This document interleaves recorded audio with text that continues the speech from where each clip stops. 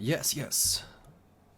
Please read the following conditions while we arrange our tropical paradise for your stay. We guarantee a lot of reading ahead, so why not start with these? I could read them, or I'll just click accept. Alright. Hooked on You, a Dead by Daylight dating simulator. You know, I should probably figure out where my, my screen... I guess it looks fine. I mean, I almost look like a very convenient sensor bar for everything that's popping up. Well, hopefully I don't block anything all that interesting. Oh, I can link my account later. Okay, account has been linked. Hell yeah. Alright, so we're gonna do a... Hold on. I want to put the music up a little bit. Because I'm pretty sure that the music is gonna be important. Get some large text, just so I can read it proficiently. Nah, text speeds, whatever. It's a nice little island jam. I love it. Alright, new game. New file. Okay, so before we get started, what shall we call you? We are gonna call me LEFTofWEST. Oh no, it doesn't work. Alright. Hello? Is there no such thing as delete? Like, apparently I can't delete. I don't want to be left of we. Alright, screw that. We're going back. Close. New game. New file. Are we just gonna be left of we? Because apparently they didn't... Oh, you gotta actually click the delete button, not the backspace button. So weird. It's so weird. Okay, we'll just be West. You can call me West. Left of West.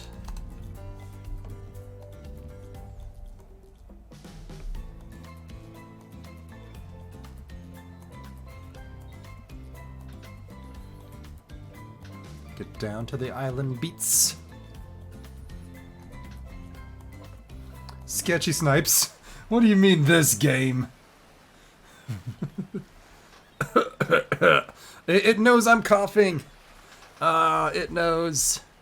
It knows. Cough, cough, cough. You wake up on the beach, soaking wet, salt water stinging the inside of your throat, as if you've nearly drowned. Water fills your mouth as you open it to gasp for air. You have no memory of how you got here. In fact, you can only remember your own name, but not where you came from, or a single fact about your life. Huntress is baddie for real? Yeah, though. Yeah, I think everybody, except maybe Wraith. I don't know. I don't really feel it Wraith. Everybody else is cool, though. What you do know is that despite the outrageous beauty of the landscape around you, you feel incredibly sick to your stomach. Wow. Really went down the wrong pipe, huh? You need a minute, or can I go on? Because I can give you a minute. We've got plenty of time. Endless time, really. Is this the entity? Is the entity talking to me right now? Ocean! An eternity, if you catch my drift. Whoa, not now, Ocean. Sorry, West. May I continue? Please, go on. Okay, then. As I was... As I was saying, you look down at your feet, ankle deep in the crystal blue water of a newly arrived wave. As the water recedes back into the ocean, it reveals a grotesque discovery.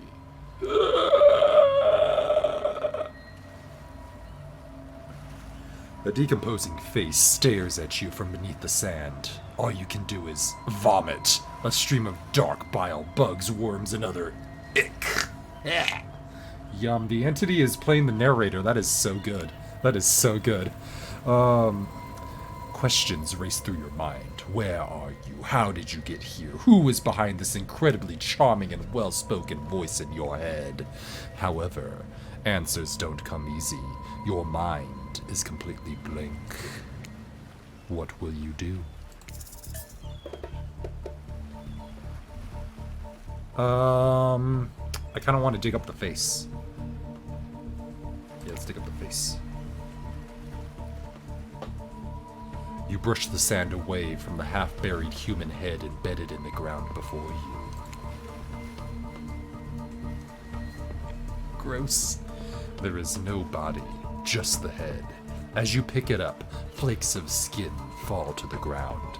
The jaw falls open, revealing a gold coin sitting on the rotting tongue of this poor dead soul. Ocean, get your hands dirty, I see. I like that. You take charge type. I like how the Ocean's a character. You examine the gold coin briefly, happily distracted from what was otherwise been an extremely confusing morning. The sun beats down on you, drying your clothes. You check your pockets, but they're empty. Plenty of room for a gold coin, I suppose. And you deposit it. Why, that's a nice coin you've got there. What if you were to spend it right now? Yeah, why not? Why not? Yo, it's Dwight and Claudette. Look at these nerds. Fucking nerds. Well, hello there, I'm Dwight. I don't know why that's Dwight's voice, and I'm Claudette. Yo, look at this, look at this. We'll take that. Claudette quickly relieves you of the gold coin and tosses it to Dwight, who bites down on it like an old-timey prospector before handing it back to her. And this is for you.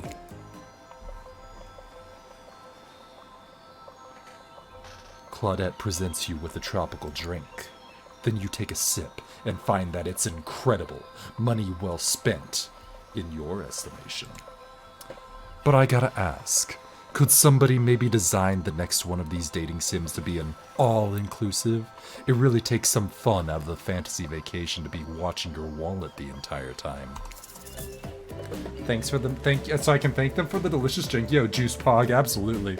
This is suspicious. Spit that out. You know what? Those guys, those nerds seem friendly. Let's thank them for the delicious drink. Thanks for the drink. It's quite delicious. You're welcome. Wait, no, that was Claudette. You're welcome. Did someone just thank us?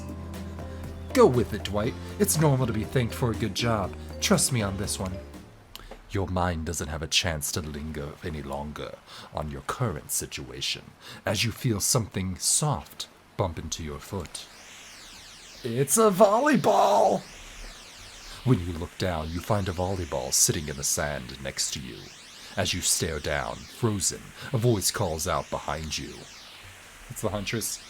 How do we do the Huntress? Little help, please! Why did she just become... I don't know. You turn around, and when you see what's waiting for you, your jaw just about hit the ground. It's Wilson, absolutely. Yo, look at these absolute aces. I like her big hat. Straight up bloody arms still. Love it. Love it. 4 gorgeous monsters stand halfway between you and a well-tended volleyball court. This is so ridiculous. Look at these poses. Look at this.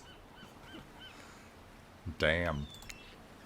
Each of them oozes with undead energy, a magical aura reaching out and penetrating you via your eyes. Your heart begins to race. Curiosity, fear, desire. You can't help but stare at these casually dressed, yet, let's call them killers. I don't know. Not to be judgmental, but that's just the energy they're putting out there. So many competing feelings rush through your mind at once that you are completely paralyzed. It's JoJo time. Hello? There are these weird days, and then there's this. All you can do is look down at the ball and back up the monstrous lineup of, well, literal monsters. Sexy-ass monsters, though. Yo, I thought you were a zombie. A hot zombie, but a zombie nonetheless. What do? Let's see, we're gonna toss it back. We can kick it back. Say, no thanks. Say nothing, do nothing. Which of these answers does not get me killed? Because, you know, I could toss it back. Who Who likes if I toss it back? You know what? Let's play hard to get. Say, no thanks. No thanks. Damn, what an alpha move. You just became the type of person that says, no thanks to a group of actual killers. We're gonna loop them, that's what we're gonna do. Killers ain't shit. No one tells you what to do. Thanks or nothing, I guess. Why is that the Huntress's voice? Holy shit. Huntress jogs over to collect the ball from the ground next to you. For someone so large, she moves deftly and silently across the sand. Does she sing? Because she should be singing. It's hard to make out his expression behind the mask, but it seems like the trapper might be smirking. He is clearly smirking.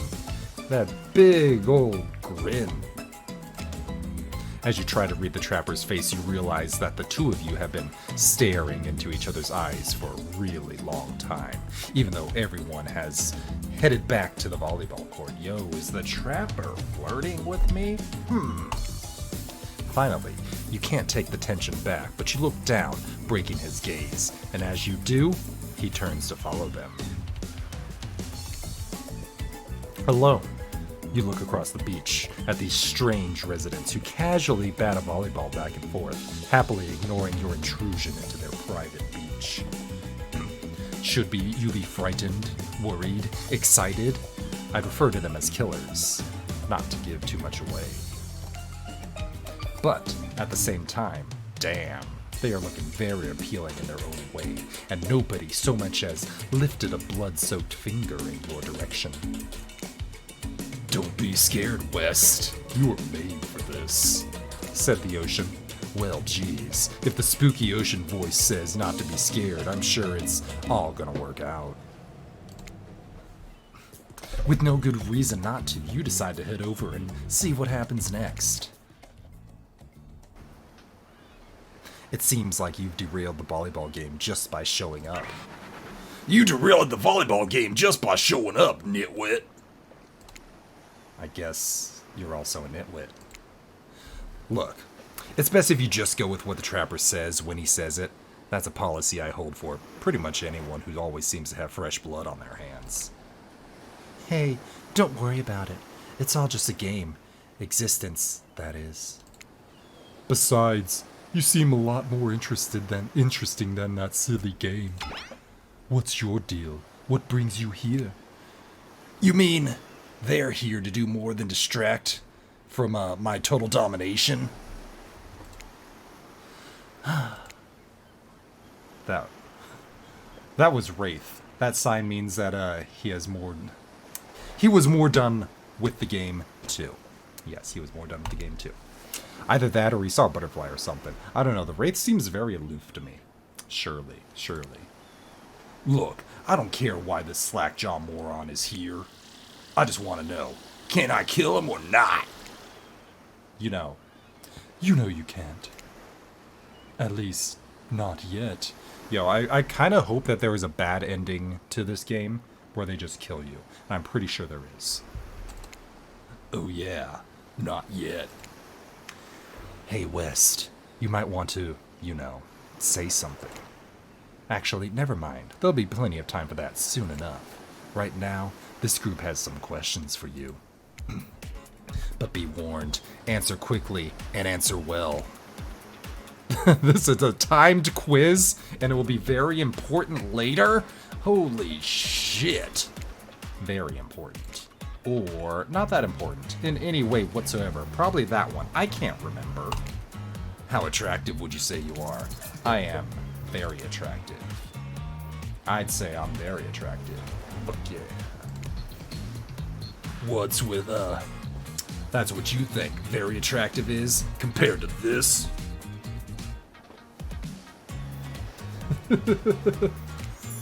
Trapper flexes his muscles are so tight you can practically see the blood running through his veins. If you could have any superpower, what would it be? The Wraith has spoken. It would be invisibility. Ooh, that's a good one. Flight or super strength. Let's go with invisibility. Invisibility? For someone so attractive, sometimes they need to vanish. Same. Although sometimes I think I already am. What would you say your best subject in school? Skipping class. No. Let's go with math. Yes, probably math. It's the only thing that makes sense when you think about it. What's your favorite animal? Okay, now let's go cat. Definitely cat. As the entity is speechless. Stealing his power, yep. What? Why is everyone looking at me? Just because I'm a typical cute goth girl, I have some specific love for all things cats, and more specifically, black cats. Well, I do, but you can all go to hell anyway. What's your favorite color? Blood red.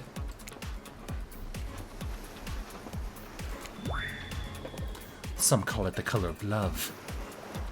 But love is just another word for pain. What's your dream job? Astronaut, nude, nightclub promoter. Hell yeah, not working at all. If we get to do what we really want, why work at all?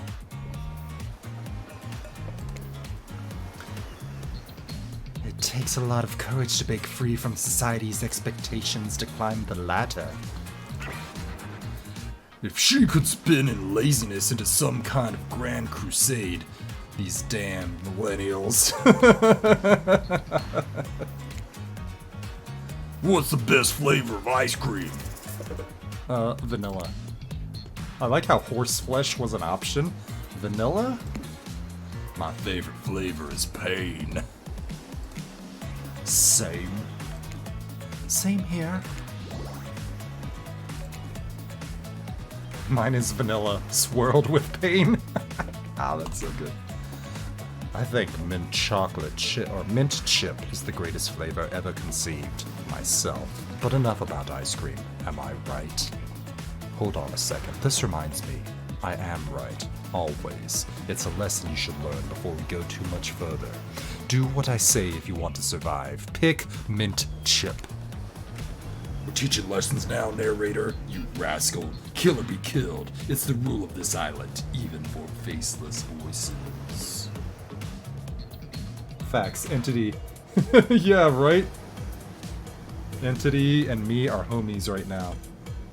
Wait, are you seriously eating mint chip right now? That is amazing. Tell me, what is the best flavor of ice cream? It's mint chip.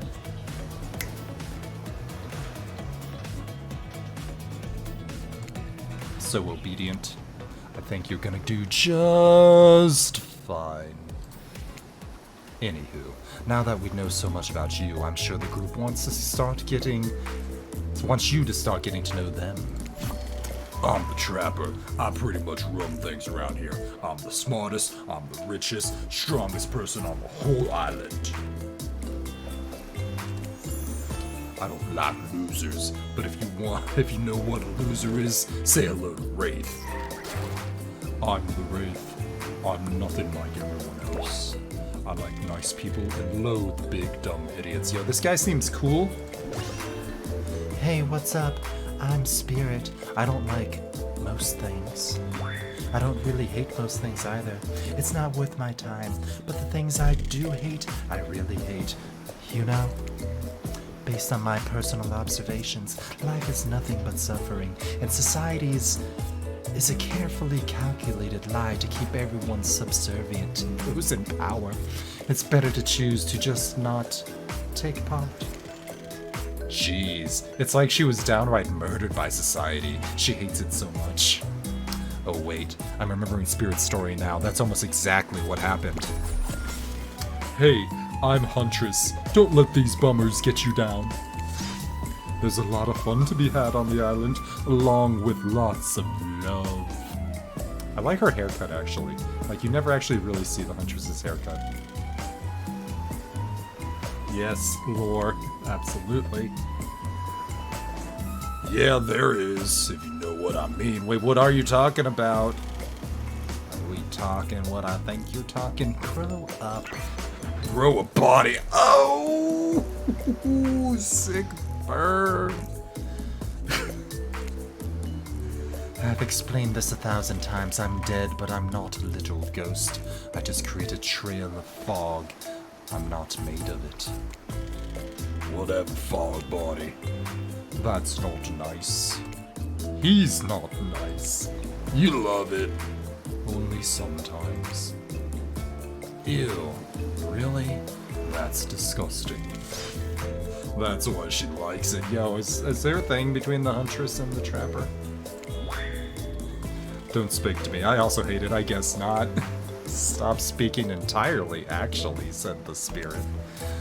For the first time ever, I agree with the Wraith. Let's move on, otherwise they'll do this all day. Besides, if you know this crew, and I do, they'll want to show off soon enough. If we're done playing, let's get to something else instead. Yo, Tonic's Temptress, how are you doing today? We are currently playing Hooked on You, a Dead by Daylight dating simulator, being narrated by me. But you know, I am currently best friends with the entity at the moment, so let's keep going. Wow, for once I actually agree with the meathead. I say we go back to my yacht. It's the massive boat float nearby. I'll give everyone a taste of true luxury and power. Yeah. Wraith rolls his eyes. I don't mind him. He just hates fun and happiness. I don't know how he turned southern all of a sudden, but hey, you know, whatever. I don't know. I hate the endless, desperate, soul-crushing pursuit of wealth. The way it's flaunted needlessly and cruelty. And the cruelty it endangers. What about hanging by the pool? I find water calming, simple, beautiful. Hey, what about our volleyball game? We can exercise and have fun as a group. Are you serious? There's a perfectly good lounge to chill right there. I'm tired, and besides, I hate being in the sun. That's why she has such a big hat. Just got done with the stream and saw you were doing. Oh, I came by to say hi and watch. Yo, thank you so much for coming by, Tonics. So, where do you want to go? Let's see, we have volleyball, beach, that's the yacht. Oh, okay, so Spirit, Wraith, Trapper, no, Huntress, and Trapper. We're gonna go Spirit. We're gonna go chill. It'd be good to go relax for a second at the lounge. As I stroll my way down there. To kick up your feet, look over the ocean and relax on your own terms. Who would want anything else? Dry, comfortable, enjoying a cool drink on a hot day? It's the best. I mean, what kind of fool, what kind of monster, what kind of mask-wearing psychopath would finally be granted a break from the constant grind of chasing and fighting to get ahead, and then choose to exert themselves in, quite frankly, any way whatsoever? Why am I the only one who gets it? It's time to stop living by their rules. I won't do it any longer. She got scary all of a sudden. Yeah, we should probably give her a second to calm down. Hold on! Just a moment! You know, these nerds are back. This is Dwight and Claudette, our activities coordinators. They're also the cooks, waiters, bartenders, janitors, and every other job. Hold on! So you are the entity, and you're able to, you know, get whoever you want to, you know, run your little beach club here. You only got Dwight and Claudette. Where's everyone else, you know? I think David would make a great addition since he actually has a beach outfit. Anyways, continue. They're the only helper. Oh, remaining on the island. Everyone's dead. Okay. Yeah, question answered. Question answered. Well, this place we call Murderer's Island. Cue dramatic musical flourish.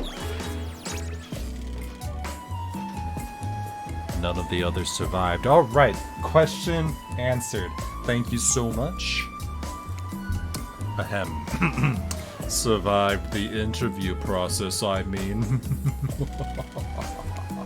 Hence we shall heretofore refer to them as survivors with a capital S.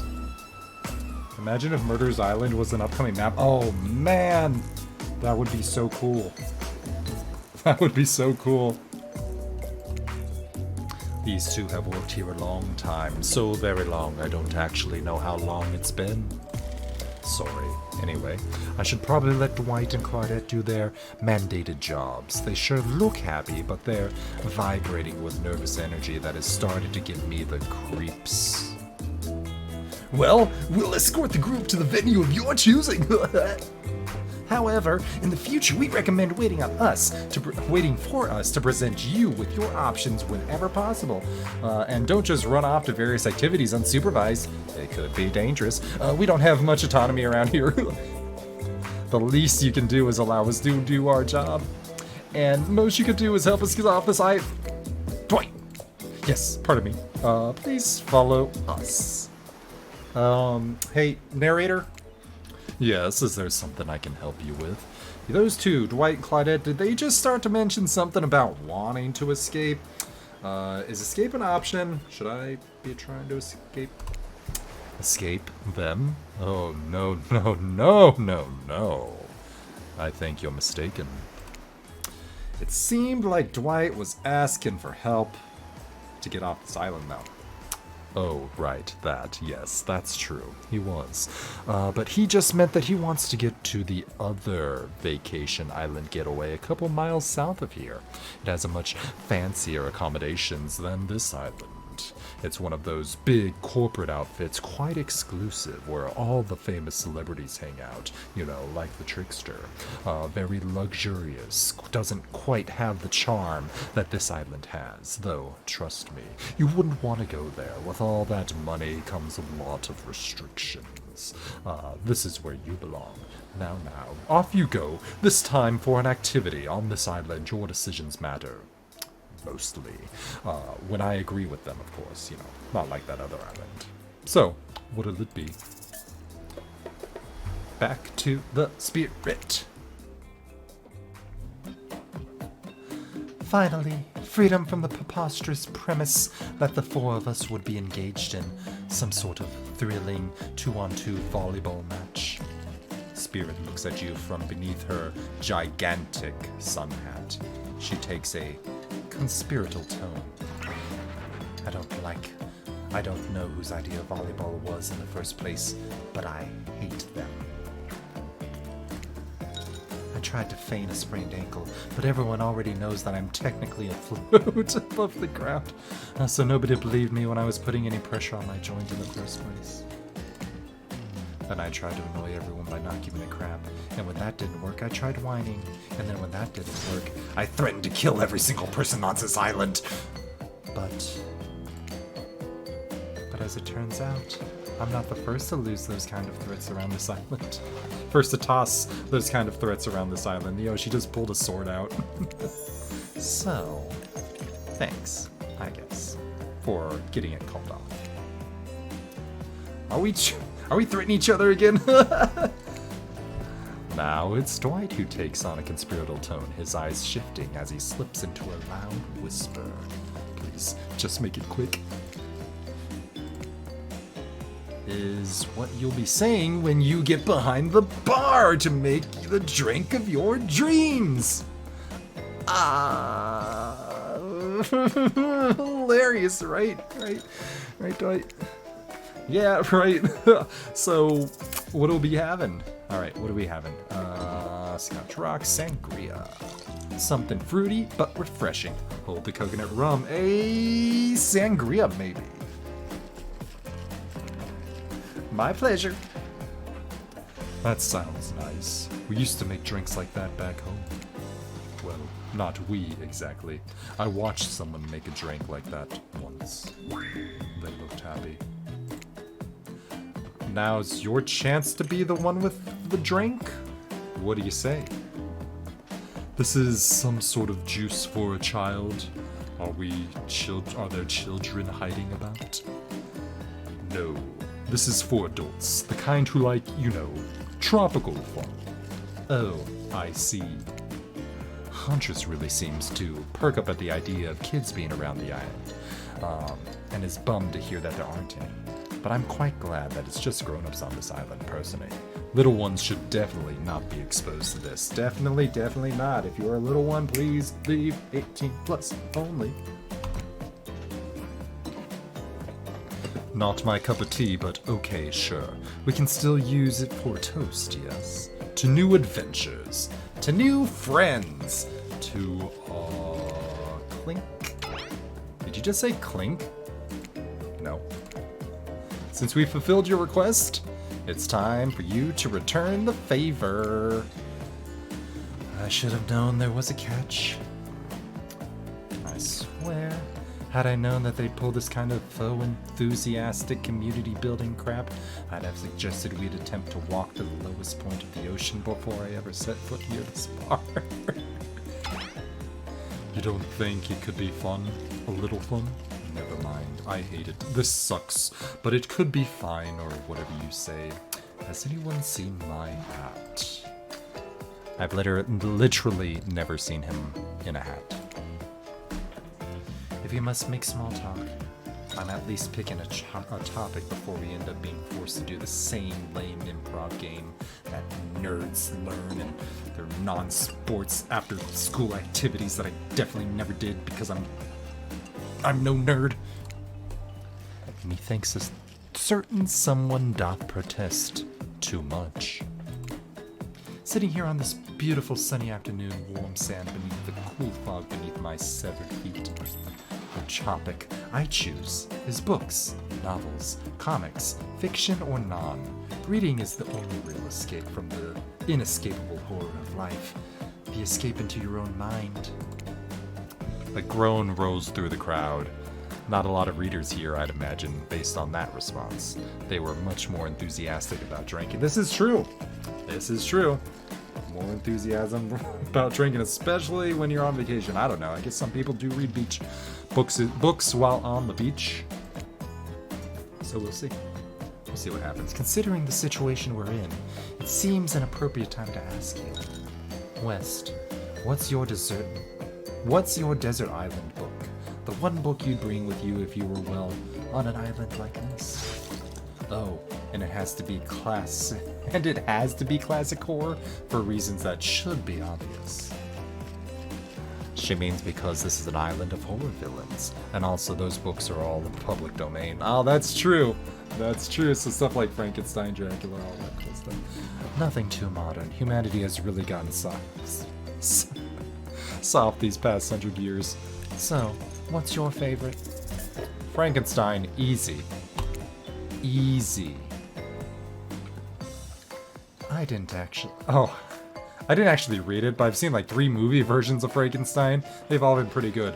Funnily enough, I've actually read Frankenstein. Of the novels that were listed, that's the one I've actually read.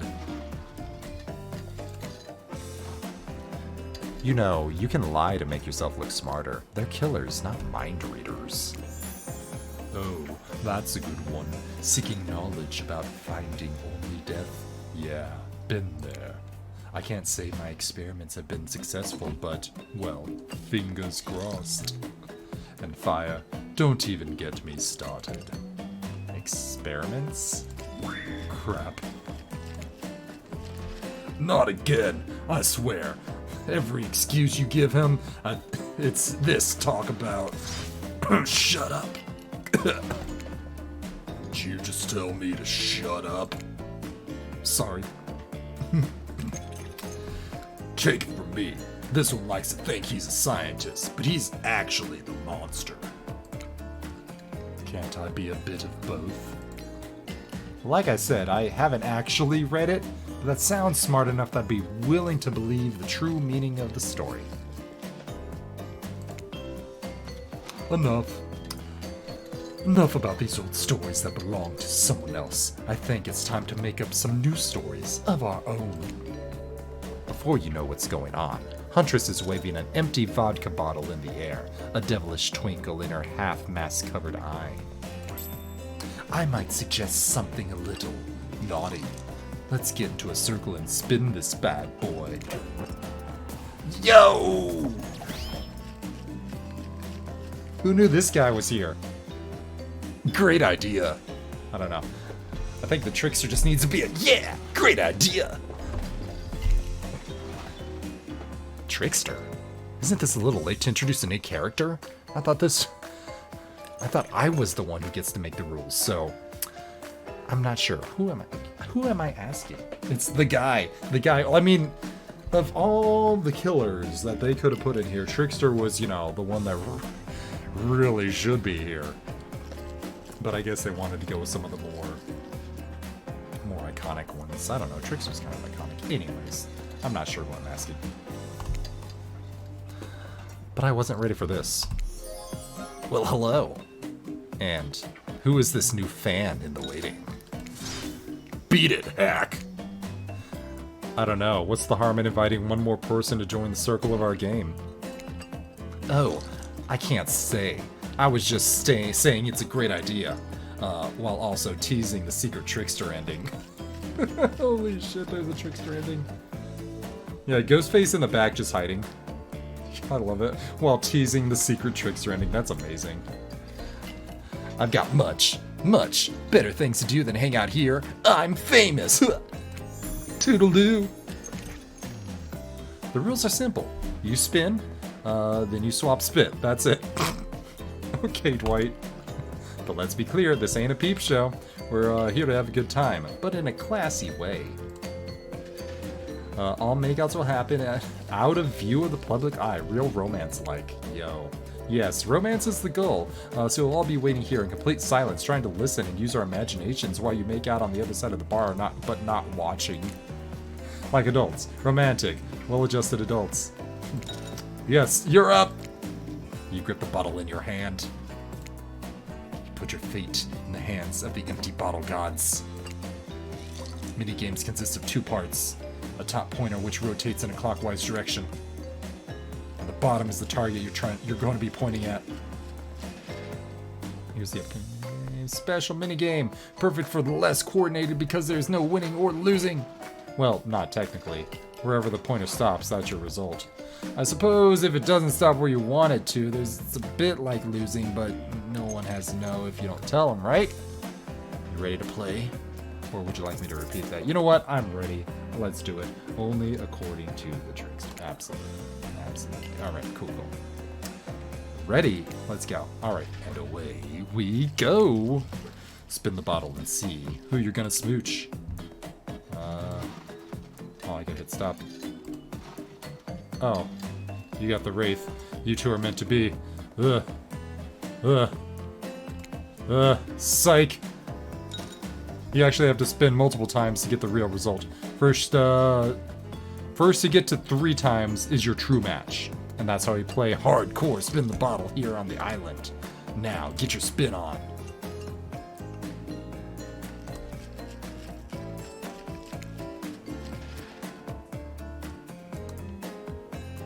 I don't want Trapper.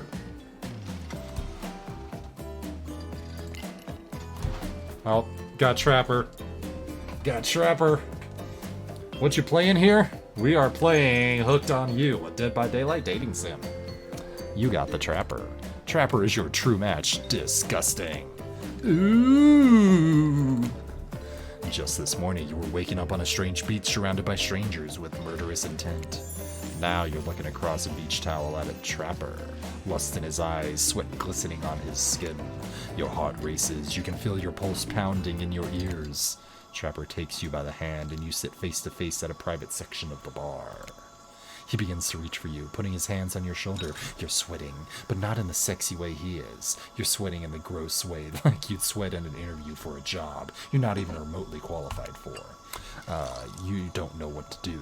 If you try to lock lips in this state, you might gross him out so completely that he'll never be able to look at you romantically again. Trapper, we... Save it. It's not happening. Don't cry. I know. To get this close to a living god and then feel the sting of rejection, it must hurt bad. But don't take it personally. Well, do. But use it for yourself, to use it to make yourself stronger. It's not because I don't want to. It's because you haven't earned it yet. You might later. For now, it can't be that easy. Sure, maybe with one of the others, they're weak, sad, lonely. Not me. I don't need this. It's mine to give or to withhold. You really dodged a bullet. This means you'll have the chance to present yourself a bit more flattering light later, assuming you survive. I'm not ashamed to tell you what you think. Oh, wait. I'm not ashamed to tell you that I think you're cute.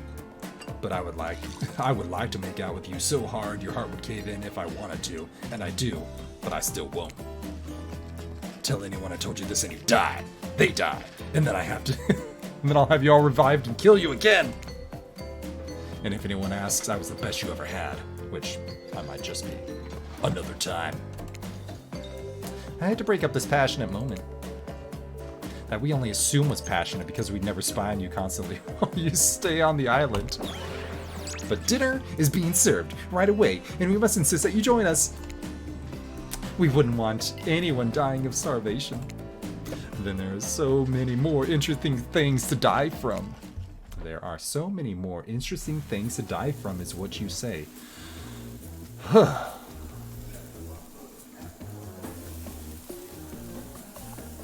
Seems like the next activity is mealtime. How? Wait. You're expecting what? Capture the flag. Do you know how complicated it is to run a game like that? Much more so than sitting and talking. The music on this ain't bad. No, the music on this is pretty great. Like, I was jamming to it earlier. Like, I was just sitting here vibing to the tunes of the island.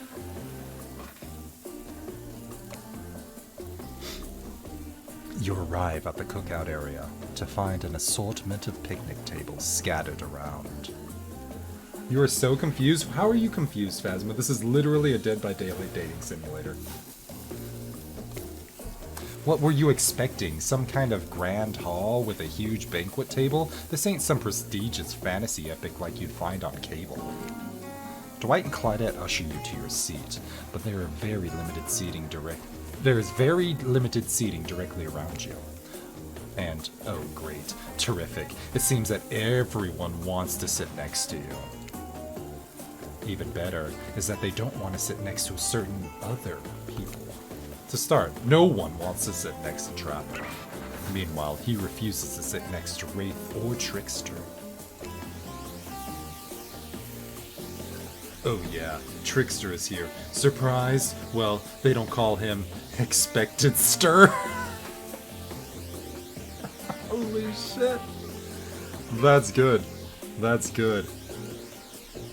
I feel like you shouldn't be watching this. You know, it's like I need to leave you alone with Trapper, Daddy Trapper. Though I mean, everybody is a great choice. Let's just say that. I love how you're surprised the Trickster is here. Well, they don't call it him Expected Stir. It's so dumb.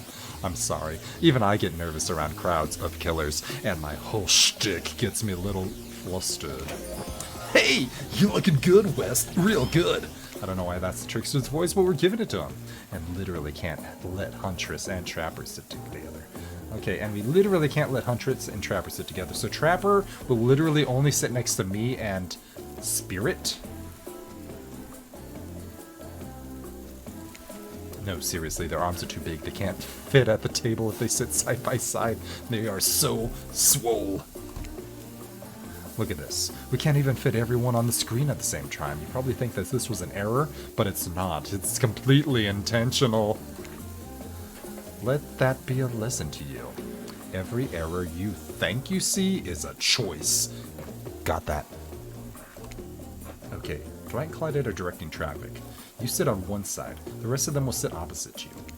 Huntress and Trapper can sit at the ends with their enormous sexy arms. Now everyone is seated, we can begin dinner. Tonight's meal was prepared slowly and carefully with both love and hate for 12 hours over a spit. Spirit is the obvious way to go. Obvious. What the fuck is Claudette? Just, yo. They... Ocean Fox. coming in here with the what the fuck? Why is Claudette so thick? Well, you know what? They can't have anybody looking not as an ace in this game. Even Dwight and Claudette be looking fine. Looking nice. Let's go. We hope you all enjoy. We really do. We really hope you do. Hey, don't actually tell us what you're serving. No, you didn't actually tell us what you're serving. What are we eating? Oh, that was, yeah. It's meat. Isn't Claudette like 80 or something? Oh, Claudette's not 80. She's young'un. She's a young'un. It's all, yeah, it's all that running and squatting, right? Absolutely. Seasoned with a specific number of special herbs and spices that we simply can't divulge. My favorite! Meat is good. Meat is murder. Which you know is considered what you... Which you know, considering what you've been up to. Who are you to get judgy now? I'm just sharing facts, and you need to murder something to eat it. It's meat, so that's, like, technically true. Technically true is the best kind of true. Okay, enough yapping. Let's eat. Hey, West. You thinking what I'm thinking? It's gonna be a person on that spit, right? Or several parts of overlapping people, perhaps. I haven't seen many pigs wearing palm tree button-down prints. I haven't seen many pigs wearing palm tree button-down prints, you know? When you look closely at the spit, you spot what it definitely appears to be scraps of fabric sandwiched between some layers of meat. Holy shit. I think I might be sick. Is there anything else to eat? This took 12 hours, and we do literally everything on this island. Actually, there's one thing you're not doing today. You're not carving up this delectable meat. I can't take this seriously. You're not carving up this delectable meal. Now, he's right for a change, because I, with my broad axe, it's the perfect tool for easily chopping anything in twain. First, who says twain? Sometimes I swear it's like you're all from completely different historical eras. Second, I'll handle this with my cleaver. Fast, powerful, and clean. At least it's clean. When the meat is cooked, no blood. Ah, you two and your ridiculous bicep singing contest. Enough. Grow up. Obviously my gorgeous katana was the only option. Obs. The hell it is. Oh, I'll show you both my katana and send you to actual hell if you'd like. I love when she gets angry. Botany knowledge. Yo. Alright, she was originally designed as an old woman, but she's not. Not now. Botany knowledge. Right. Please stop, please. I hate when we fight, or talk, or even when we look at each other in the eye. I can do it. I have the skull of Azarov. It's so intimidating. Great. Instead of slicing it up, you can club it to a second death.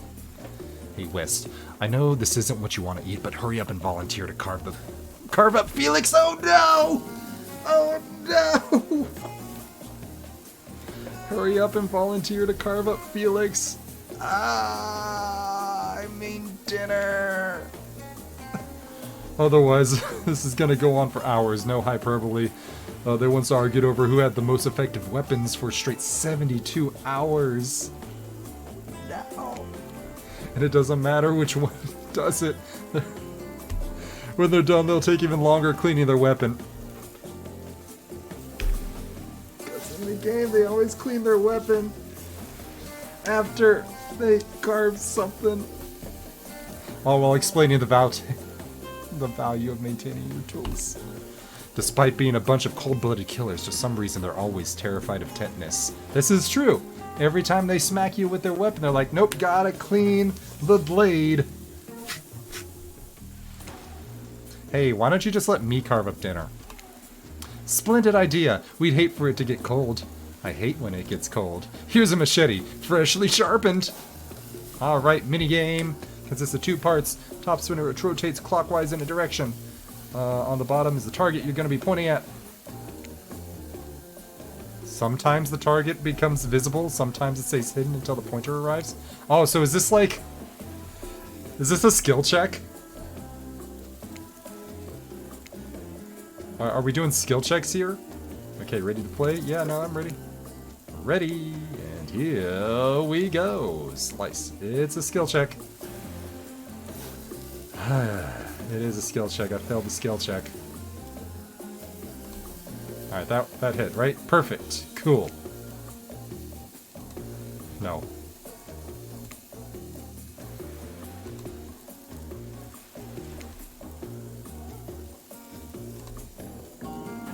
Not bad. That was pretty good. I'd like to see what you could do with a less clumsy weapon. Yeah, I said it. Machetes are dumb.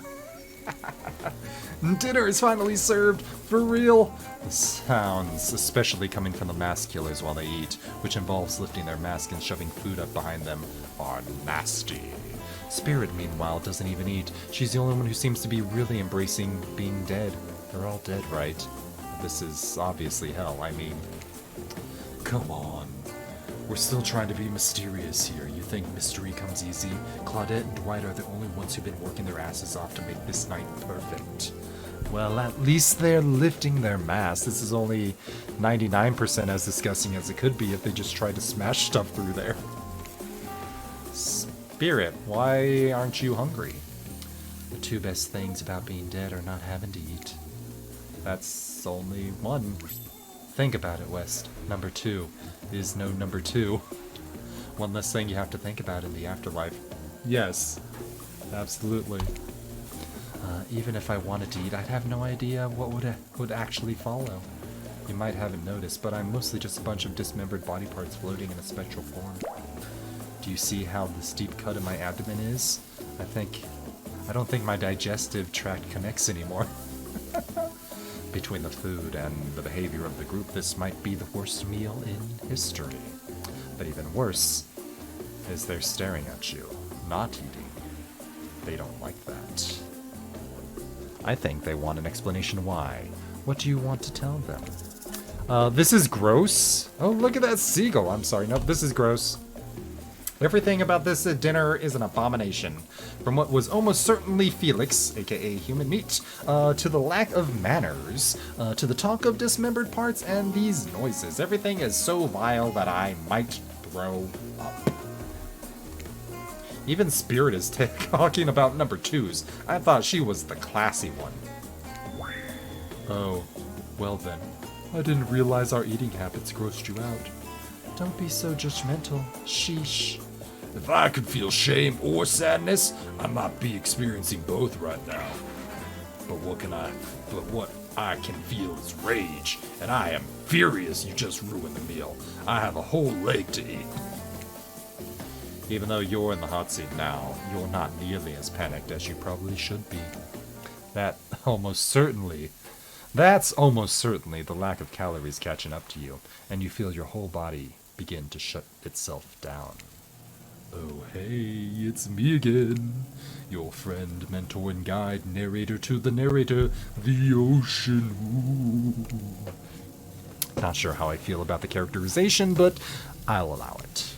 I brought you here, and I might be the only one who can help you now. There's one thing you must do to survive if you have to figure out why you're really here. No one can tell you, not unless you follow the right path, or at least a right path. There's too many of those to count. Hopefully you will pick at least one of them, because there are even more wrong paths. Many of them lead to your demise, others lead to something even worse. So I was right. There are bad endings where you die. So you're trying to kill the survivors to eat them, or are they are all the killers just cannibals? It's a good question. It's a good question. Not the spirit, because the spirit isn't actually eating someone. So the spirit's not a cannibal, everyone else is cannibals. Starting scenes over and having to fast forward back to where you were, am I right? For this place holds many secrets, even from itself. But the one that truly matters can be learned if you answer the most important question. Why are you here? You wouldn't mind being worried? Why are you here? The answer to that, you'll learn the truth. Answer that and you'll learn the truth. The ultimate truth. Vague, mysterious, I've got to give it up to this ocean character. That's some quality early game storytelling. Hold on, I'm back.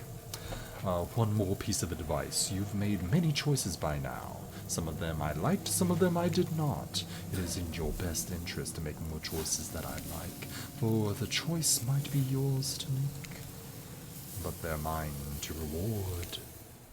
Ooh, mysterious. Yeah, well, it wasn't quality at all. You wake up to find the Wraith holding your limp body, gingerly pouring cool water into your mouth. Now that you're finally alone, Wraith looks at you eagerly. You said some pretty hurtful things back there, but I'm on to you. You're trying to push us away, aren't you? Afraid of what might happen if we got close.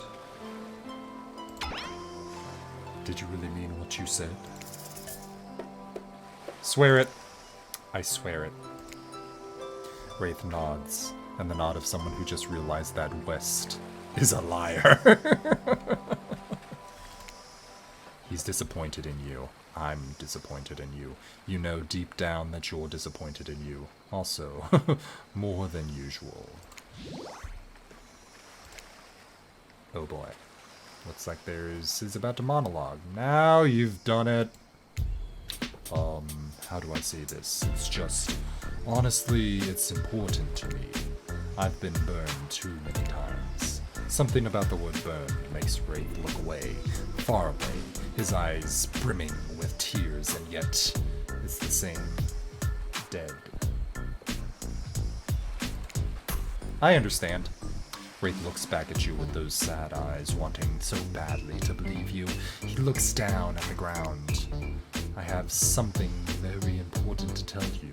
It's about something very special to me. It's not something I tell everyone, but you know how important honesty is to me. I can't expect that from you if I'm not honest in return. Oh, great. I bet he got cramps. It's about my special bell. Oh, he's gonna talk about the bell. What? It belonged to my father. He gave it to me before he and my mother, well, they had to go away. If I was ever in danger, I was supposed to ring this bell. It didn't really work, but it's all I have of my family with me. He's the ring-a-bell, ding-a-ling. Wow, Wraith. Thank you for telling me. Here, hold it. Hold my bell. Whoa! Wraith just gave you his bell? Sound the alarms. What are you gonna do with this thing? I'm gonna ring the bell, obviously. What's a bell if it doesn't make sound? Well, you'll never know because the first thing you do is ring the shit out of it. Wraith freaks out and takes the bell back. Why did you do that? I feel like I might be in danger. I'm lost in your eyes. Then don't look at them. Just as things are really heating up, you hear a flurry of footsteps behind you, and you quickly spin around, ready to fend off whatever new danger has popped up on this strange island. Only to find out it's Dwight and Claudette sprinting across the beach, flipboards in hand, which they're waving in the air above their heads. What's a bell? Doesn't make a sound. A fucking scary as Wraith. I'm DCing. Absolutely, absolutely. It's very important that we stick to the itinerary and attend to each event schedule. Playing sick for the cute flirt points was not a part of this evening's activities. Dwight, are you kink shaming me? You are not allowed to kink shame me, Dwight. That's strictly slotted for the after the campfire story time. At this rate, we'll be late. Playing sick? No time for excuses. Well, there is, but that's scheduled for after what comes after the flirting. Go, go, go! Once everyone has gathered at the fire pit, Dwight and Claudette quickly make an announcement. Wait, why'd I do that in Wraith's voice? Anyways. We're not going to blame anyone in particular, but someone, and we're not going to say who, so don't worry, you, hasn't been sticking to the schedule. That means that we're behind on time. That means that we're behind on time for evening activities. And we'll only have time for one person to share their special spooky nighttime story. Just one story? But story time is my favorite activity. This is a narrative-heavy experience. You're telling us that only one person gets to share? How will we decide who? Oh, great. We have to decide as a group. That never goes well. Whoever did this, step up now. I swear I won't be angry. I'll merely only chop off your head. No fuss, no muss. Voice trembling, you realize this is probably it for you, but you embrace your fate. Sorry, everyone. I think we're talking about me. To be honest, I still don't understand how this whole schedule thing works. I guess I just lost track of time, but while I was passed out, we've been there before, even though it's taking some pressure off me, which is an absolute dream come true. Is it really fair to pick on the newbie? Seriously, did he just disappeared? Good old Wraith. Seriously, has anyone here happened on schedule? Has anything here happened on schedule even once? Damn it, Donald. If you try to flex your authority gimmick one more time, so help me, I'll snap your head off so quick, then I'll drown you in your blood. Cynthia, Fuss, and Muss are back on. You... Wait, Donald and Cynthia? Did you mean Dwight and Claudette? Oh, wait. Oh, yeah, you know that I love to hack and slash and slice. We all know you love to kill. It's almost all you talk about. Nobody name any names. Who even knows any names? Not us. I mean, everyone goes by nicknames around here except Dwight and Claudette. I renounce my name. Who's Donald? Who's Dwight? Who even knows anymore? Call me nobody. It's nobody. But we still gotta get started. Story time. West, who do you think should go? Ah, damn it, that's a name. Damn it, that's a name. Is it really a name? It says a real name is, Trapper's really a name. Please, quick somebody. So that this tropical vacation doesn't turn into a bloodbath. Alright, Spirit. I choose you, Pikachu! Spirit. Whoa, this entire experience is being carefully crafted to avoid any IP infringement lawsuits. So let's be careful with the catchphrase, will ya? That's funny.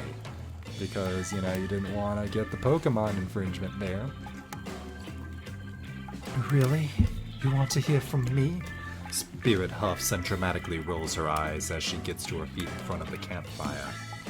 Don't let her talk you out of it. She's great with ghost stories. I don't know where she gets it, but she comes up with the scariest stuff. Seriously disturbing, even to me, and I literally pulled a guy's skull out of his spine once with my bare hands. Talk about bullshit stories. If everyone else is just going to chit and chat, I guess we can just sit down and... Huntress's eyes go red behind her mask, and both Trapper and Wraith take their seat. They know when it's not worth fighting. They know when it's worth fighting and when it's not. Ahem. Well, I hate to break it to you, but tonight's story isn't scary. It's romance. Too late now, though. I was selected, and so I'm going to tell my story. I call it The Prisoner's Kiss. You notice that Huntress and Wraith are both sharing a giant tub of popcorn. Nobody offered you popcorn. It was a dark summer night. Warm rain seeped from the sky like blood from an old wound. Detective Hota, a celebrated investigator and renowned hostage negotiator, was called to the scene of a strange occurrence, unlike anything she had ever seen before. When she arrived, the scene was chaotic. Crowds had begun to gather. A dozen other officers were doing everything they could to keep curious onlookers away, but how could anyone resist wanting to know more? Well, there, in the middle of a busy market, had appeared a giant box, strange, alien in its appearance, and massive in size. For no one knew how it got there. Was it delivered? Built on site? In such a busy area, how could something like this just appear? A mystery. It was as if conjured by magic. But this was no illusion. The box was very real, and someone was trapped inside. Spirit pauses her story to look at the faces of each audience member. She has no expression, but you feel her vibrating with energy. She's in her element. "Help me!" cried someone inside the box. It was a man, terrified, trapped, imprisoned, his voice trembling. But by now, it was as if every detective in the city was there, looking at this strange structure, up and down, inspecting it on every side. It didn't make sense. There were no doors, no windows, no fasteners or seams. It was completely solid and much too heavy to move by hand. Solid, that is, except for a single small slit, just enough to see the bloodshot eyes of the prisoner trapped inside. "I don't know what happened. I woke up in here. I'm so scared. Please help me," cried the man, as if pleading for his life. No stranger to tense situations, Detective Hoda comforted the man. She used her training to calm him and to buy time for other investigators. However, time did not bring clarity, only anxiety, as the night dragged on with no progress in opening the box. And as the night grew longer, the seeping rain puddling on the ground, the man inside grew more desperate, more sad and lonely, more pathetic and in need of help. But Detective Hoda was no help at all. Powerless to save him, guilt began to weigh on her, like never had before. "Don't let me die in here," the man begged. "Don't let me die alone." "Stay calm," instructed Detective Hoda. "You're not alone. I'm here. Hell, half the town is here. We're here all in this together, and we won't let this be the end of your story." Looking through the narrowest passageways, Detective Hoda watched her own reflection in the tear-filled eyes of the strange, sad prisoner. Together, they both wept in silence at this hopelessness of the moment. "Promise?" asked the man. "Promise that I'm not alone?" "Yes," she said, "I do. A simple pledge."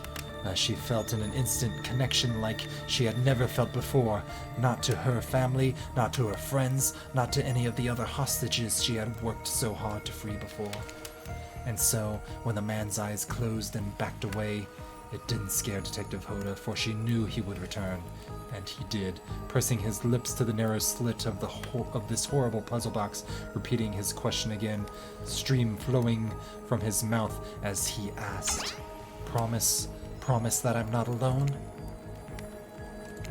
"Yes," she promised, "I do," and pressed her palms against the cold outside of the box. Without truly knowing why, Detective Hoda leaned forward and placed her own lips upon the opening, letting her breath creep into the strange structure, allowing her warm lips to fall on this man's. It was a gentle kiss. For the moment of compassion she felt in this brief contract, the beating of her heart, pulsing blood through every inch of her body, matched the beat for beat in this soft touch. "Thank you," said the man, no trace of fear remaining in his voice, and he backed away into the darkness, disappearing in a single moment of eerie calmness. "Get back!" yelled an officer, suddenly thrusting himself between Detective Hoda and the box, breaking a silence that soon filled by a cacophony of whirring gears and clicking latches, a symphony of mechanical activity happening all at once. Something had triggered, as if an unseen lever pulled, and the side of the box began to slide open. Detective Hoda gripped her flashlight tightly and pushed forward into the foggy interior of the giant box. Her feet splashed into the puddled rainwater, her heart racing, and she swept her light from side to side. And that's when her eyes landed on the man, or at least landed on what should have been him.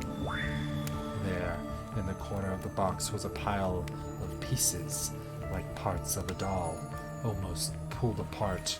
Or perhaps that's just how Detective Hoda had to think of him in that moment to survive. A collection of segments, limbs, pieces, disconnected from one another, cleanly slivered and placed in a neat pile.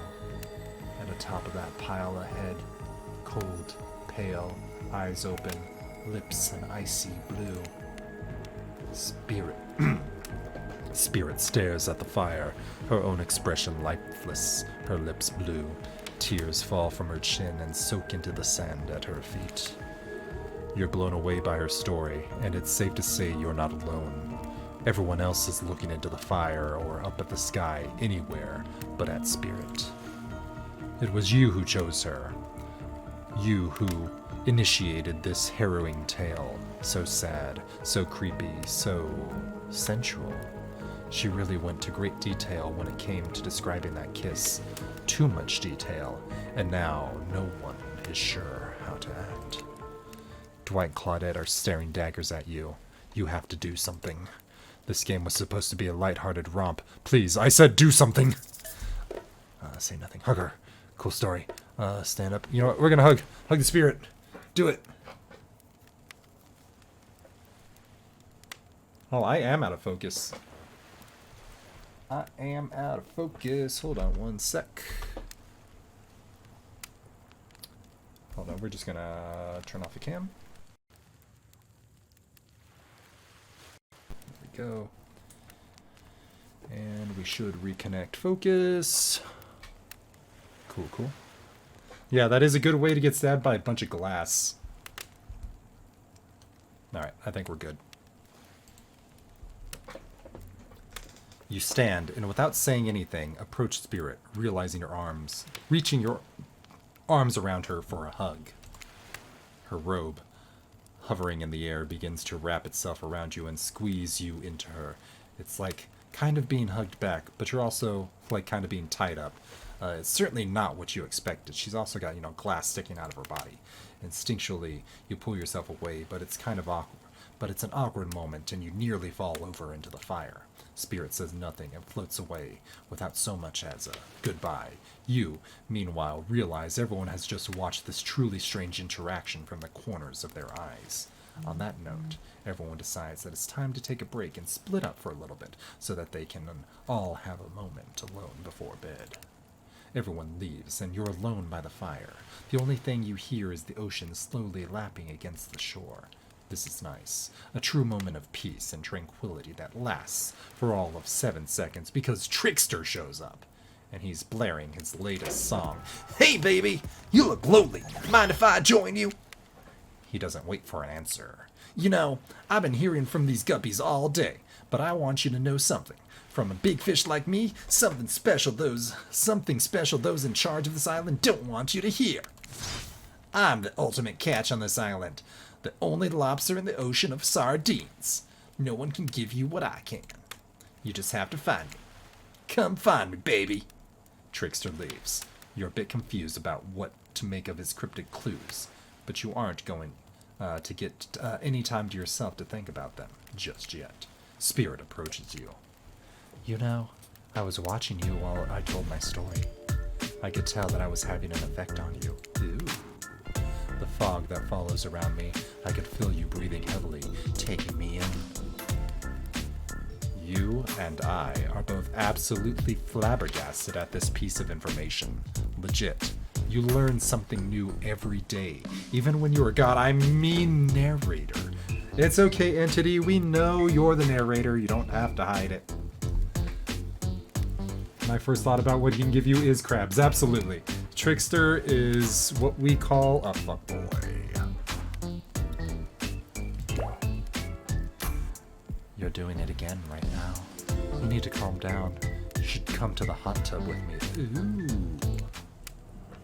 Dripping in hot tubs with the spirit. You've come a long way in a single day. I'm not saying you shouldn't follow her. An offer like that. Just don't forget about our little talk.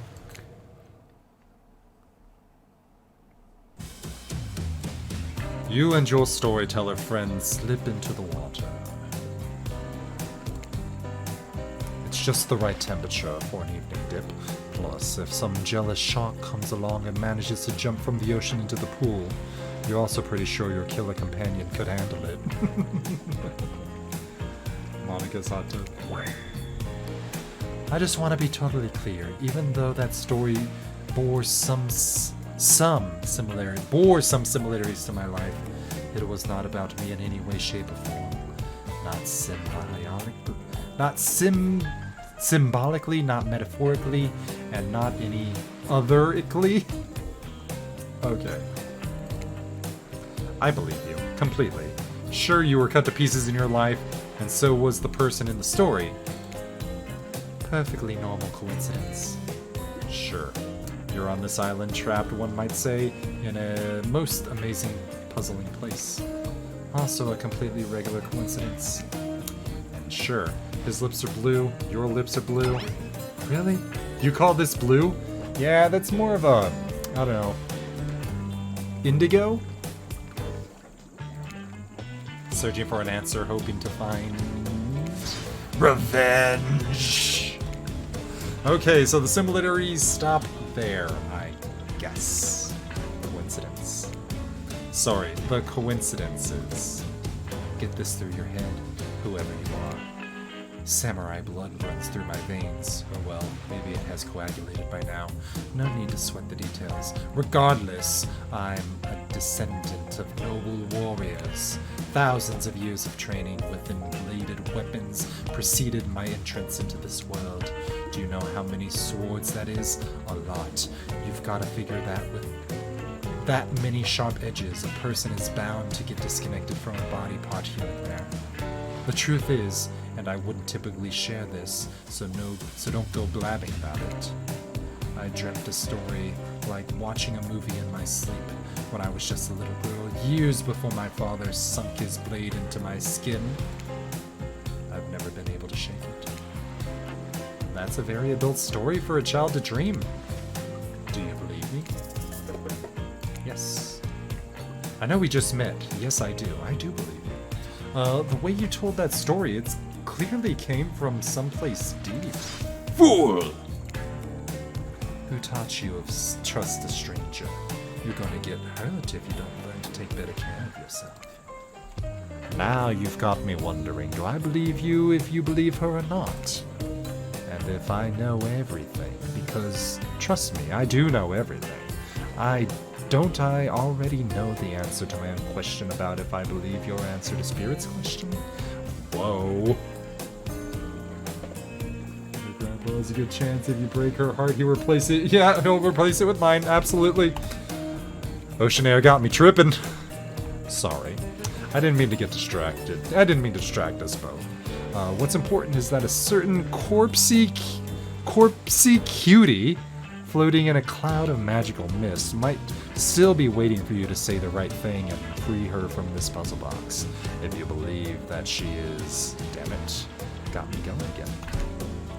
Unfortunately, before you can follow this conundrum to what will surely be a mind-numbing cycle of new questions, you find a certain someone standing before you with a fresh towel ready to dry you off. Sorry, kids, but it's time for bed. I might be the youngest one here. Oh, wait. I might be the youngest one here, but I'm no kid. I do, however, love being wrapped in a fresh, clean towel. My mother used to help me wash my hair when I was young. She combed out all the tangles and tied a ribbon around before sending me on my way. I miss her. You watch the spirit stares off into the distance, her hands gripping onto tight fists. She doesn't notice you're watching her at first. When she catches you looking, she turns away, roughly grabs a towel from Dwight, and then pushes him and Claudette aside as she floats off. You head over to the campfire. The heat is comforting on this chilly night. Looking into the crackling embers, you think about Spirit's story about the prisoner in the puzzle box. If you manage to escape this place, will you leave with your life? Or has it already been taken from you, and this is just a matter of time until you make a gruesome discovery? Before you can dwell too much on your fate, Claudette and Dwight arrive. Their now familiar creepy smile stretching from ear to ear. It's a bit menacing to see a smile like that lit by firelight. We must apologize for the accommodations. We were prepared for other guests, but we're going to make you comfortable or die trying. They hand over a pillow and blanket, and welcome you to snuggle up by the fire. Perhaps some music will put you at ease? Just try to keep the volume to a minimum, or our other guests aren't the types who will want to rob you of their beauty sleep. Oh, you will want to rob of their beauty sleep. I gotcha. Yeah, let's ready. Sure. Away we go. As you relax, you look into the fire. The radio begins to fuzz and flicker. You examine it and decide that you might want to adjust the dial and fix it. Oh, shit.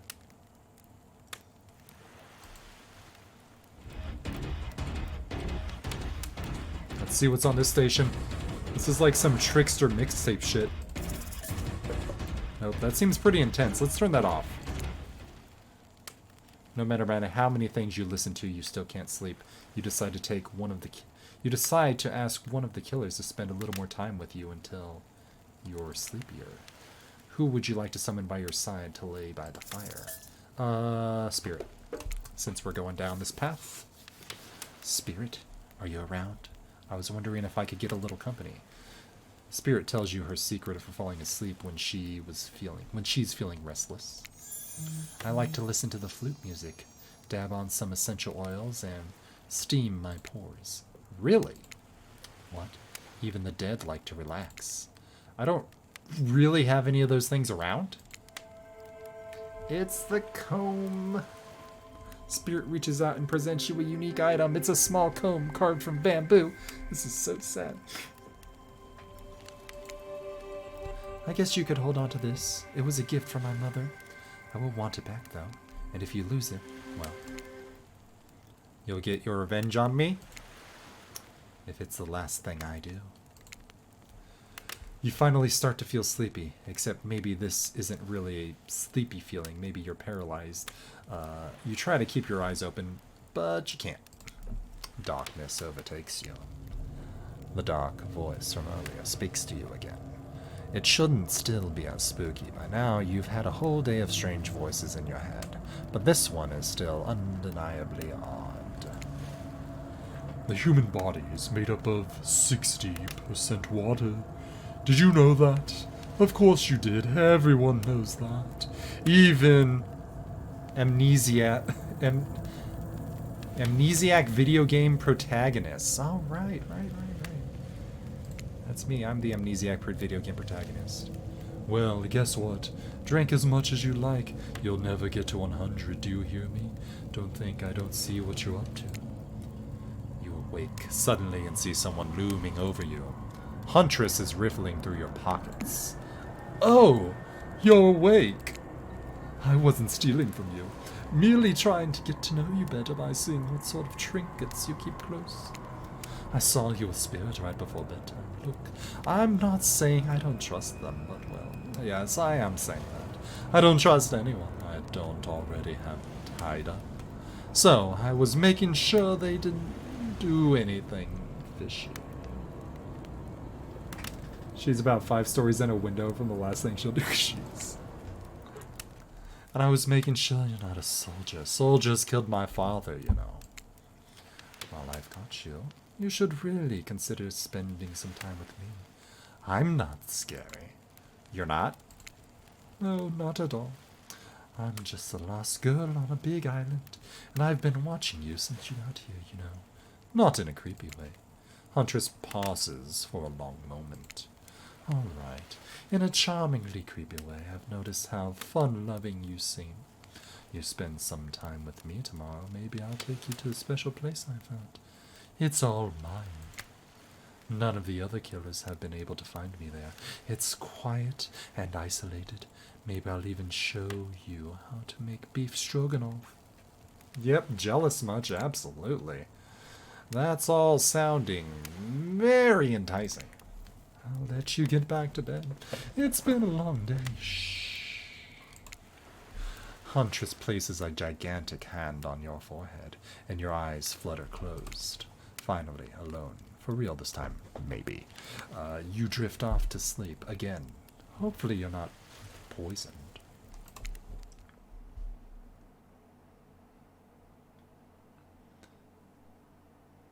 So you a Huntress main now, Sketchy Snipes, because of the beef stroganoff?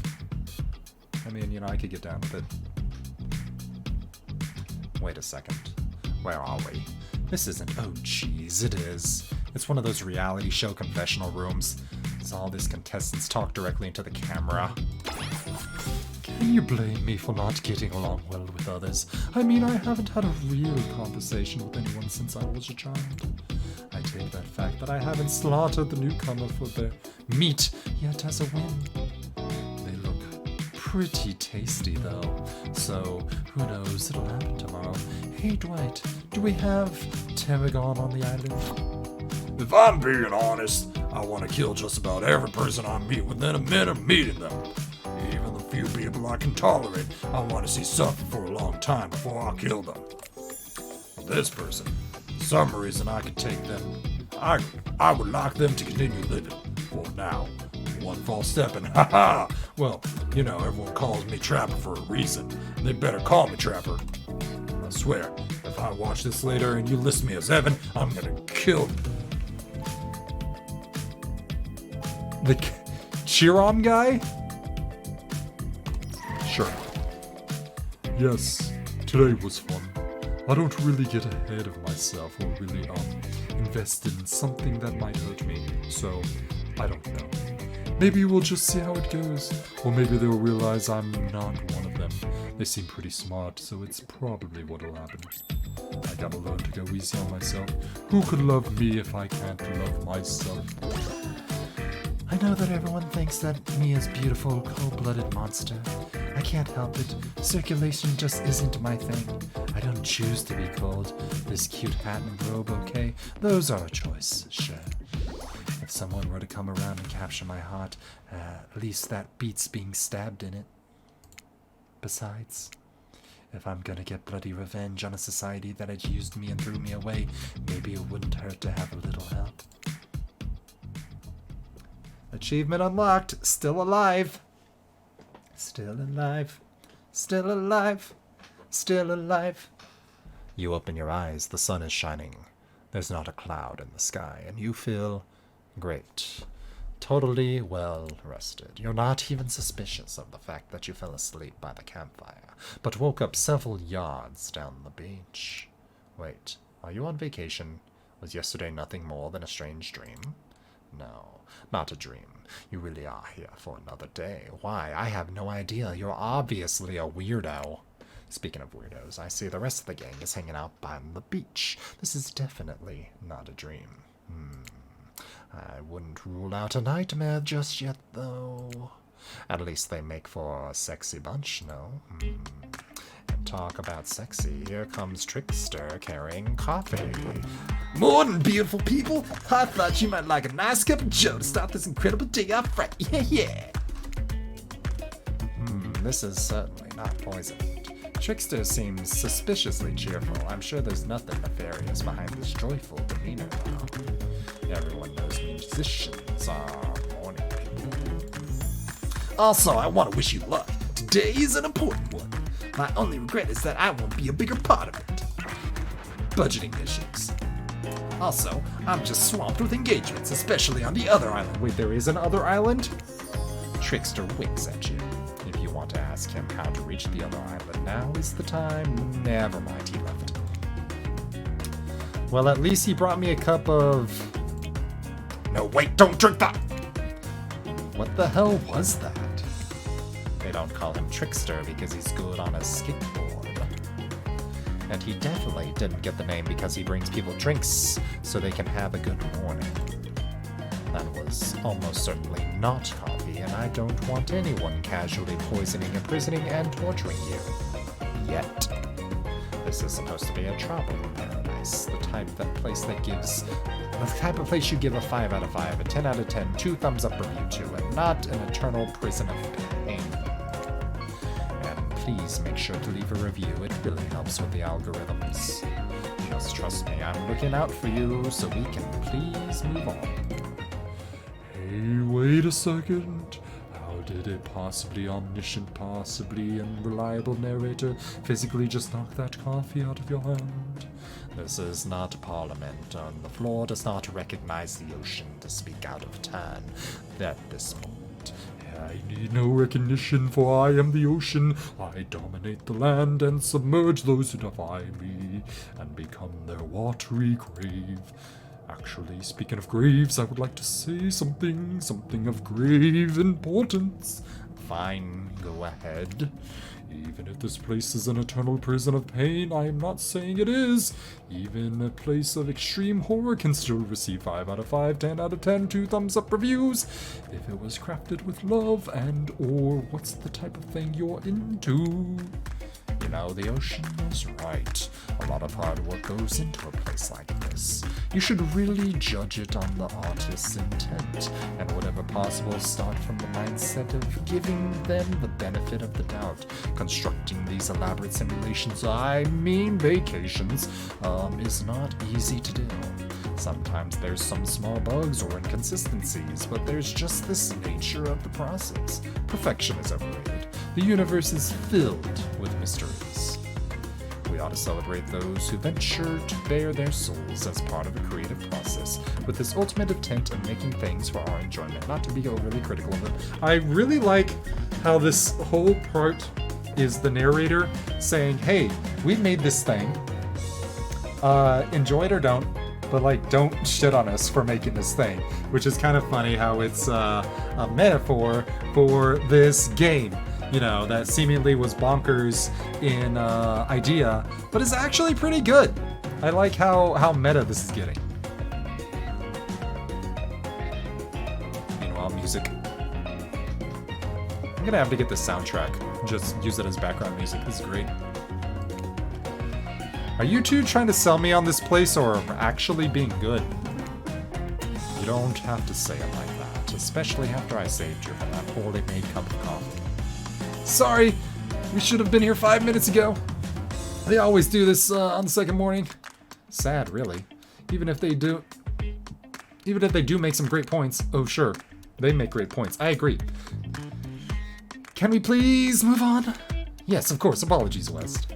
The last few minutes aside, have you been enjoying your time here on the island? Yes, I've been having a lovely time. Yes, it's been really entertaining. And yes, I'm not suspicious that there's a no option. Oh, that there's no option. I gotcha. Yeah, actually, it's been really entertaining. How else could I describe my stay on this island besides really entertaining? Wow, 10 stars, here we come. They're so happy about it. Can someone remind me to skip this section next time? Wait, really? Nope! We do need to ask you one more question, though. We all had to sign away our rights to say anything negative about this place. Would you please sign this non-disparagement agreement?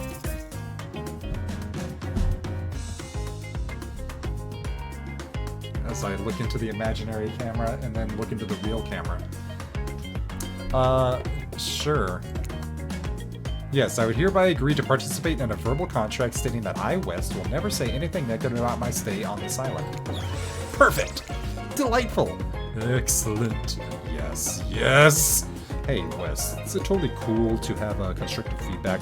The place to leave, that is, in a positive review, because we all know that nobody reads negative reviews of games or resorts like this. I like how they are literally pandering and being, hey, please give us a good review on Steam right now. They're literally asking you to do that, and I love that. That's amazing. Anyway, I see Dwight and Claudette have gone into a trance with the grumbling I hear from your belly. That can only mean one thing. Breakfast. Oh yes, absolutely. Perfect timing. Everyone rolls into the dining area to lard up those sexy little bellies with pancakes and bacon and... So much for maintaining these beach bonds. We're all half naked in a tropical environment paradise.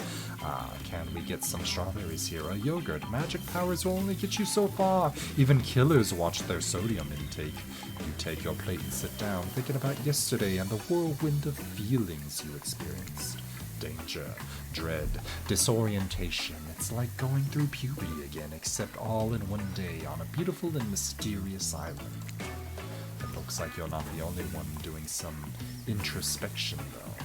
Trapper stands up to talk about how his day went. In any case, anyone was wondering. Personally, I wasn't. I'll be honest, I didn't expect you to survive yesterday, so congrats, I guess. Whether you survive today is 50-50 at best. Good luck. Wow, that was bizarre. Back to your Nope. Now Huntress steps up to talk about her feelings. This island is treacherous. I don't know what newcomer thinks they're doing here, but it certainly isn't helping any of us. Whoa. Whoa. Wow. Huntress pretends to be all independent, but she's secretly kind of miffed you and her aren't getting along. Are we not getting along? Like, maybe I should spend some time with Huntress, because I think she might kill me otherwise. Well, that surely must be it. No one else would weirdly stand up during breakfast too, and just like that, here comes Spirit. Did everyone sleep well? I did. Or should I say, did not. I haven't slept in 20 years on account of the whole burning quest for familial revenge thing. And last night was no different. So in that case, I was exactly how I should be. Got a lot of reading done though. Now, if you don't mind, I'm going back to quietly representing being trapped here with you all while looking cute doing so. I'm guessing Wraith has had enough time to work up the courage to speak in front of the group. Ah, perfect. Here he is. Take us home, Wraith. Oh, hey. That was fun yesterday, huh? Yeah. I mean, not too much fun. That would be weird. But, like, a good amount of fun. And now they're all looking at you expectantly. Wait, are you supposed to stand up and explain how yesterday made you feel? I think I need to process everything myself. I'll see you all soon. Damn, what a power play. Keep them wanting more. You're getting good at this game. I mean, sexy, true-to-life experience. Yeah, shame you didn't get to eat any breakfast. But so be it. After breakfast, you head to the hot tub by yourself to clear your head. Yesterday was, in short, a lot. Before you get there, though, something catches your attention. You hear that? Who are you addressing? Me?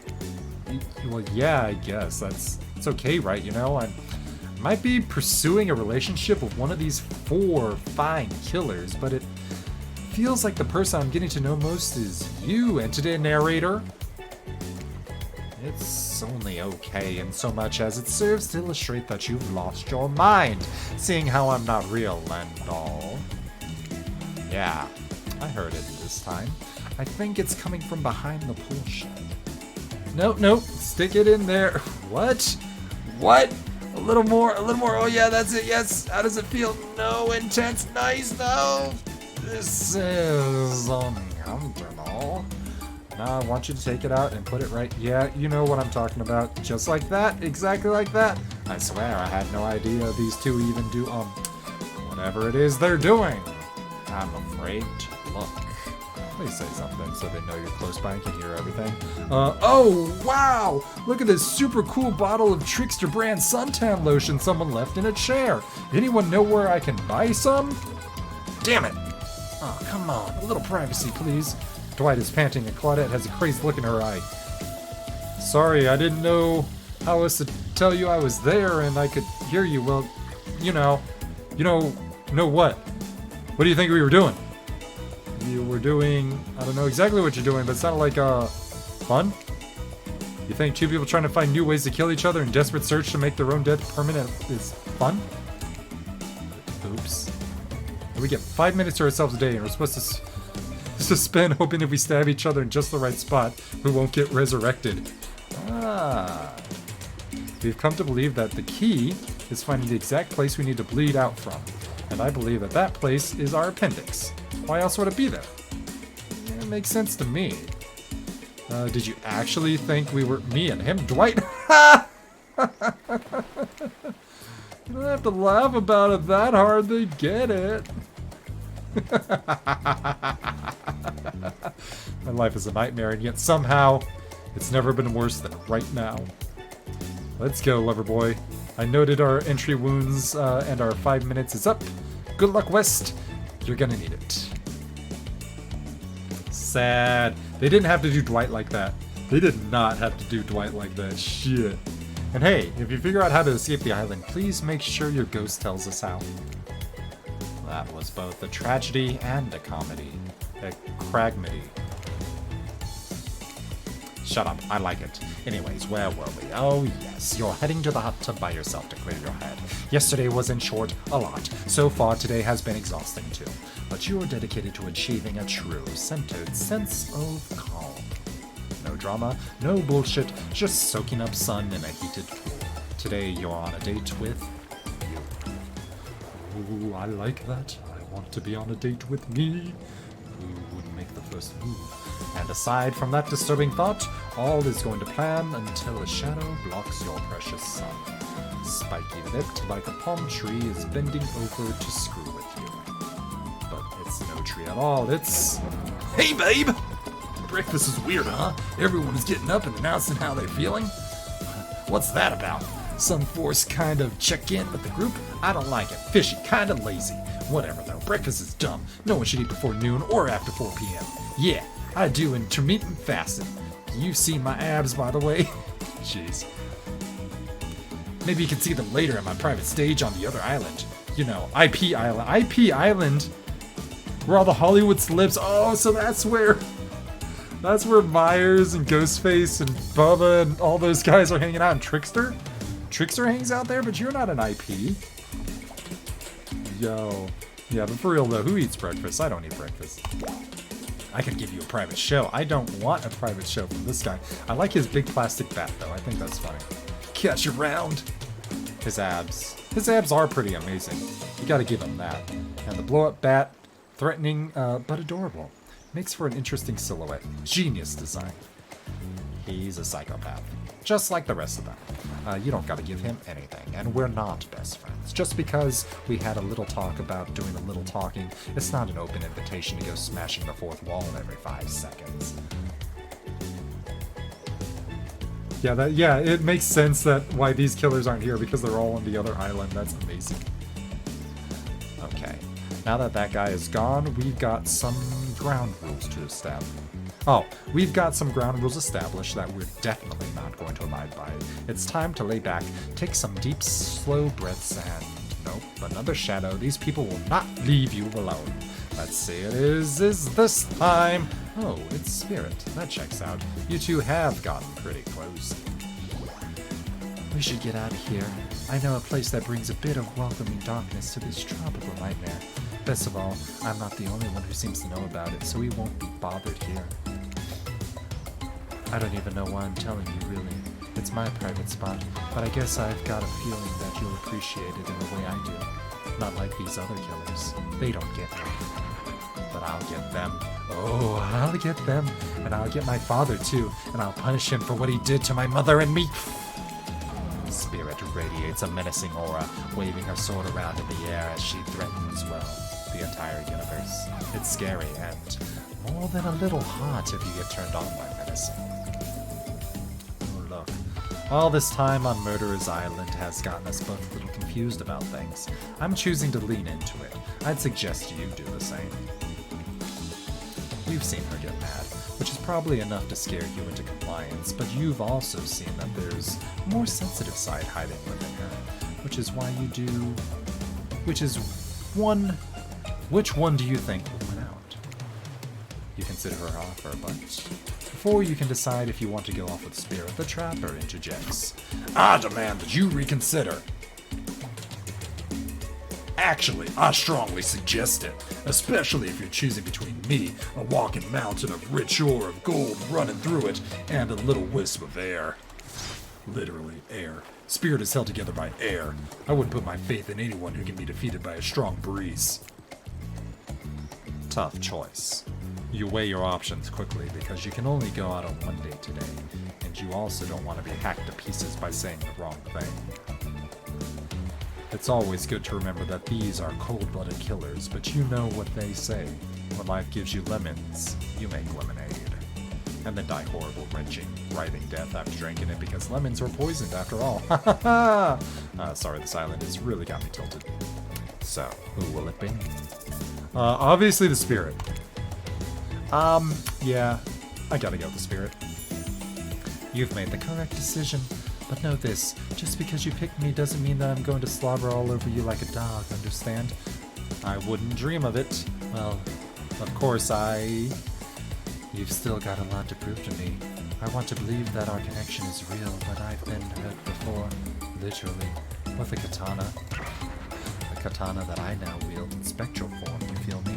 Because you will feel me if you try and eat that macho trapper crowd. Yeah, I feel you. Before you ask Claudette and Dwight to clarify, I'll let you know that yes, it is too late to change your answer.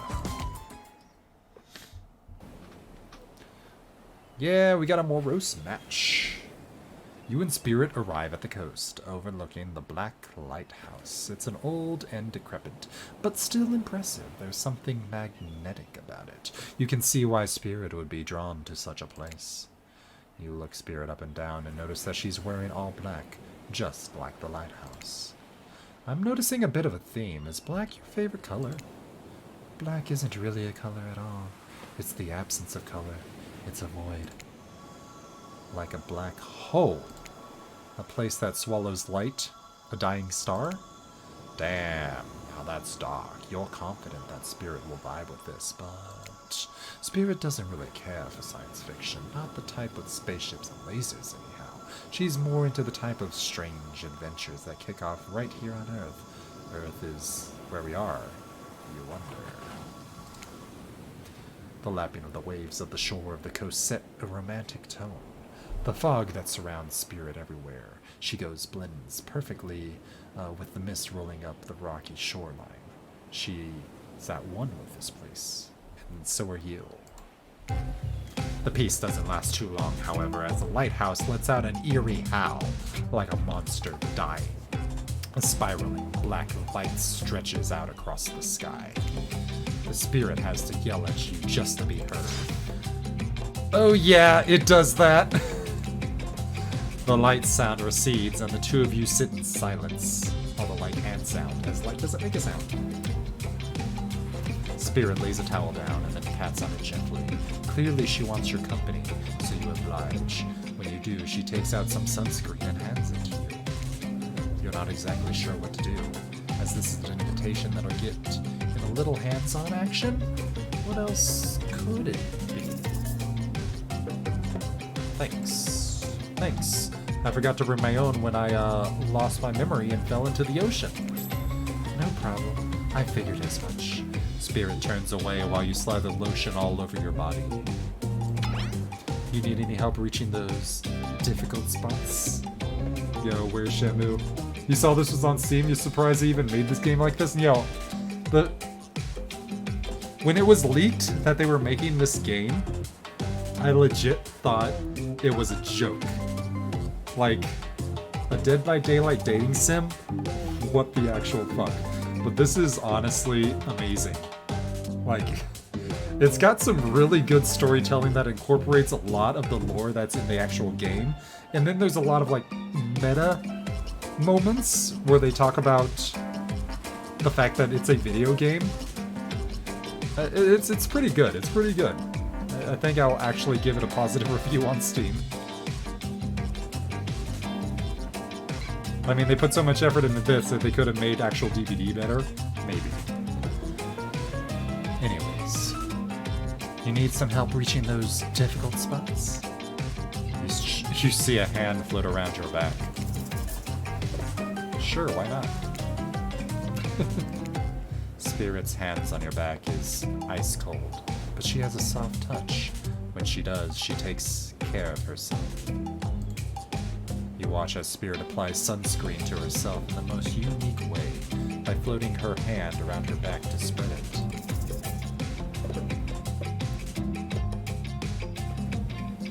Oh shit, what do I say? Comment on her floating hands abilities, say nothing. Ask about the shards of glass in her body. Fuck it, let's ask about the shards of glass.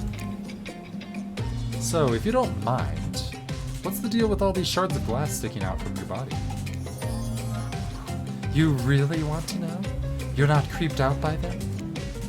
You're creeped out. You're not creeped out, just nervous, because you know the answer might be very personal, but she's a person you want to get to know.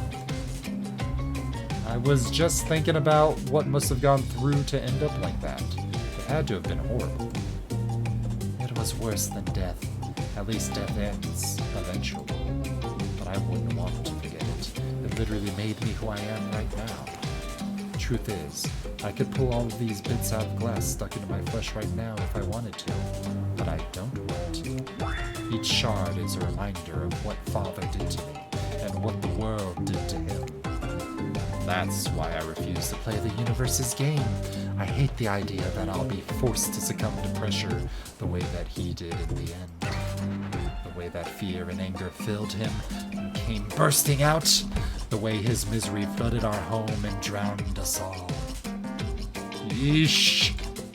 It's hard not to think about revenge the dragon inside me is doing to me what would have done to him. I have to fight it even though it gives me strength. I must maintain control. You're stronger than he ever was, and I'm sure of it. I appreciate that, West. I suppose a little help isn't a bad thing. In life, in love, this world is a lot to endure alone. Maybe I could use a little assistance reaching these delicate toes for a bit of lotion. You know, having your body contorted into these vengeful poses, it really does a number on my joints. Right? Because the spirit is always like, and there goes my hat. But she does contort a lot. And now I'm gonna feel bad every time I have to play against her in DBD. Because this game is getting you to know the killers. And you're gonna start to feel for them. And you're not gonna be able to slap them with pallets when they chase you. You're just gonna give yourself up. It rubs the lotion on its skin. Spirit's toes where it's raw. It rubs the lotion on its skin. Oh, okay, so we gotta... Oh, yeah. This skill check.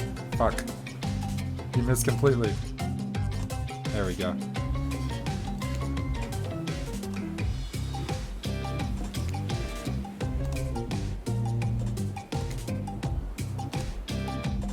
I love that it's skill checks. I love that it's skill checks. This is amazing. Well, I suppose that the lotion made it to where it was supposed to be going, eventually. And you weren't too incredibly wasteful. I'm not a woman who believes in rushing through things just to get them done. If there is a next time, I'm sure you'll do even better. You look up at the lighthouse, its ominous dark form hovering above the moment between spirit and yourself. Evil, as it clearly is, in this case, it does you a solid by blurting out another ominous moan, and bursts of black light that rescued you from this awkward silence. It's a ghost ship! From the seemingly out of nowhere, an ancient-looking ship appears in the water. It glows, itself a thing of death, a spirit of a ship that once sailed the seas centuries ago. A tattered black flag whips in the ocean air above the ships as it careens towards the shore. Before it crashes on the rocks, it must have been drawn in by the lighthouse. You hear the distant shouting of sailors as the old wooden ghost ship breaks and sinks into the water. Oh right, it does that sometimes too. Davy Jones!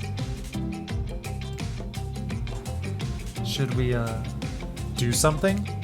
Nah, the sharks will take care of it. Wait a minute. The ocean is quiet again, except for the waves. Note to self, hungry sharks. But these time-traveling pirates, or whoever they were, you're half sure you saw one of those skulls and crossbone flags, aren't the only ones drawn here today. It's Wraith. He has emerged from the palm trees behind you. I didn't come here to break up your date or something. I came here for that. Wraith points at the lighthouse. It is indifferent to his attention. I might have been seeing it in my dreams, shining its strange light on me. I can't avoid it though. Woods and walls, nothing seems to stop it from reaching out to me. Duh. It's a haunted lighthouse. It does that to everyone at some point. You're no more special than me, those dead pirates, or that mermaid I saw washed up on the shore one time. Ew? Mermaids, by the way, aren't even close to as beautiful in person as they are in the movies. More sea witch than underwater princess, if you get my drift.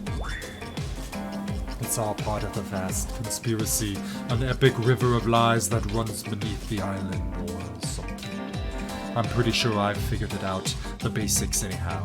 If you come with me, I can... You can get cut? Spirit waves her katana, nearly trimming a couple buttons off of Wraith's tropical top.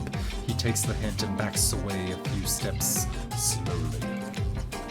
For the quiet guy, he never really shuts up. Okay, be that way, you'll see. Alone at last, tensions broken, deathly moans quiet, and Wraith banished back to wherever he hangs out. You scooch closer to Spirit, breathing in a damp, foggy air that seems to emanate from her. It's not quite clear what the whole fog thing works or how it works, but you don't even care. You're feeling this moment. Spirit seems to be feeling it too. She starts to adjust her robe, and you get a peek at the bathing suit beneath. For someone who seems intent to prove how little she cares about what everyone else thinks, she put a lot of work into getting into that suit, and it's got straps for days. However, you're so focused on what's happening with Spirit, you don't see the next interruption coming. As Claudette and Dwight burst in to interrupt whatever you were doing, it doesn't seem like they were worried they'd bump into much. It doesn't seem like they were worried that they would bump into much, you know. Hey, we're here to make a very dramatic announcement. Well, technically we're here to invite you to join us back to the beach, where we will be making a very dramatic announcement. It's hard to be the producers and the hosts. Aren't survivors supposed to work in groups of 4? This is true. This is true. There should be 4 other survivors, or 2 other survivors. But, you know, we ate Felix, so things are great. When you arrived at the beach, you realized that you were set. When you arrived at the beach, you realized that you were set up. Despite an announcement, Dwight and Claudette simply stand quietly. This isn't at all what was promised. Wait a minute. There's no announcement here. But there is me. You got mud in your ears, friend? I told you to get lost. You're gonna get out, Shams? Cool. Have a rest of your night. Stream, it's finally done. Cool. Prestiging one of his characters.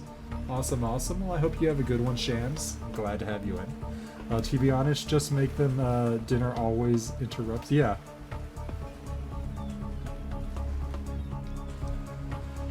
Yeah, so Spirit tells Wraith to get lost. Don't you see? Lost is what I am, and so are you. But I know the way out. I've got a map back to my secret lair. Literally and figuratively. Yeah, I know the difference. That's why you should ditch Spirit and come spend the rest of the night with me instead. You've got a secret lair? Damn it! Who said anything about secret lair? I said I've got sap in my secret hair. There's a flap on my secret chair. Don't change the subject. Don't ask me what he's talking about. You were trying to make a mess of the first nice day I've had in I don't know how long, because it's not even clear what year it is, but in a while.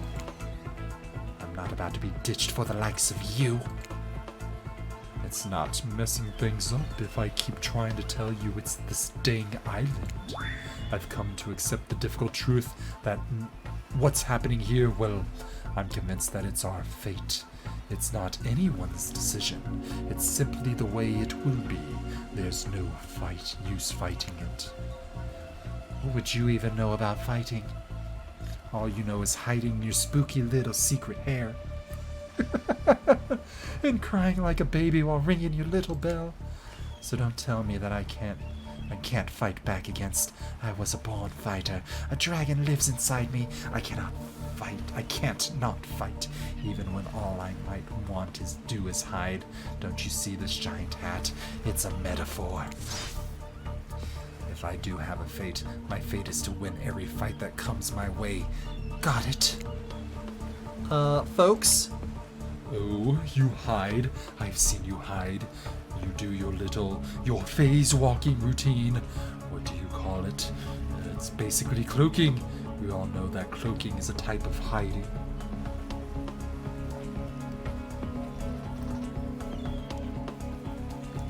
Sheet a layer. I like the secret hair. folks. You cloak, I don't cloak. I'm not a cloaker. I phase walk out in the open. You just can't see me. You have no idea what they're talking about. But this sure sounds like some video game community forum minutia thread, if there was ever such a thing. Not that, you know what that is either. It sure doesn't seem like Dwight and Claudette are going to stop this, so it's up to you. I think that I was brought here to make this choice. So I'm going to do that now.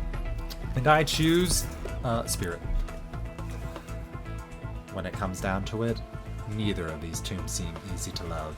I mean, damn, Spirit literally has broken shards of glass sticking out of her, but she has a certain charm to her gloom. Spirit and I were actually having a nice time.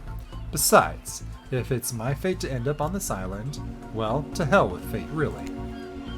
And don't take this the wrong way, Wraith, but the amount of awkwardness you pack into a single day, no wonder you're so skinny. All that second guessing yourself must burn a lot of calories. Wow, am I really just burning a killer right now? No offense taken. Yeah. Okay, it's true. I can be a little awkward, I guess. Sometimes. Right. So I'm gonna stick with Spirit. Spirit breathes a sigh of relief. I've got enough revenging to do without having to kill you and Wraith too. Spirit walks you around a corner to show you something that she discovered in this place and knew was meant to be connected with her journey.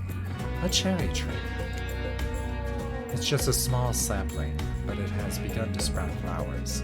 It doesn't make sense to see a cherry tree here, in this place. It also doesn't make sense to see a ghost in a black bathing suit, so you just accept it. As Spirit steps up to the tree, a cold breeze pulls some petals off, and they come cascading through the air around you both, just like in that anime. Do you want to know the meaning of the cherry blossom? They're beautiful, but also quite symbolic. Of course, like all good symbols, their meaning is pretty complicated. What do they mean to you? For many people, being among cherry blossoms is like being at a celebration of life. People travel great distances just to be near their vibrant beauty. However, as beautiful as they might be, they aren't magical. They're simply flowers. They die quickly and fade away, and for this reason they're also a symbol of fleeting nature of life and of our fragile mortality. In a way, it's a specter of looming death that calls attention to the special moment to see and appreciate life. How does the duality make you feel, West? Frustrated. As you look at the tree and considered Spirit's question, you reflect on your own current predicament. Standing there, no understanding of why, no control. The beauty of this island, the attention of such an interesting compassion, it should bring you joy, but it comes at the price of being completely confused and hopeless. You look down and see a crumbling cherry blossom on the ground at your feet. As you stare at it, something begins to rage inside you like a dragon. How can anyone find comfort, even for a moment, with death and decay looming on the horizon? It makes me so frustrated. It makes me so mad. I want to do something about it. I want to strike back against this shitty reality. Spirit lets you go on, staying calm despite your blubbering rage. She must know thoughts like this. Is that why she asked you? So that you see things from her point of view? I want to be alive. You feel connected to her, and at this moment, more than you have at any point before, you wonder, does she feel the same? Once the fallen cherry blossoms presented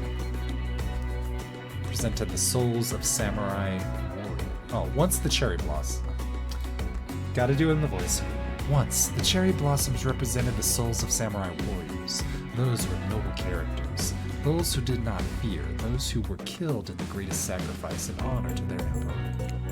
Their lives were short, but their purpose gave them beauty. Those warriors saw death coming, but they never despaired.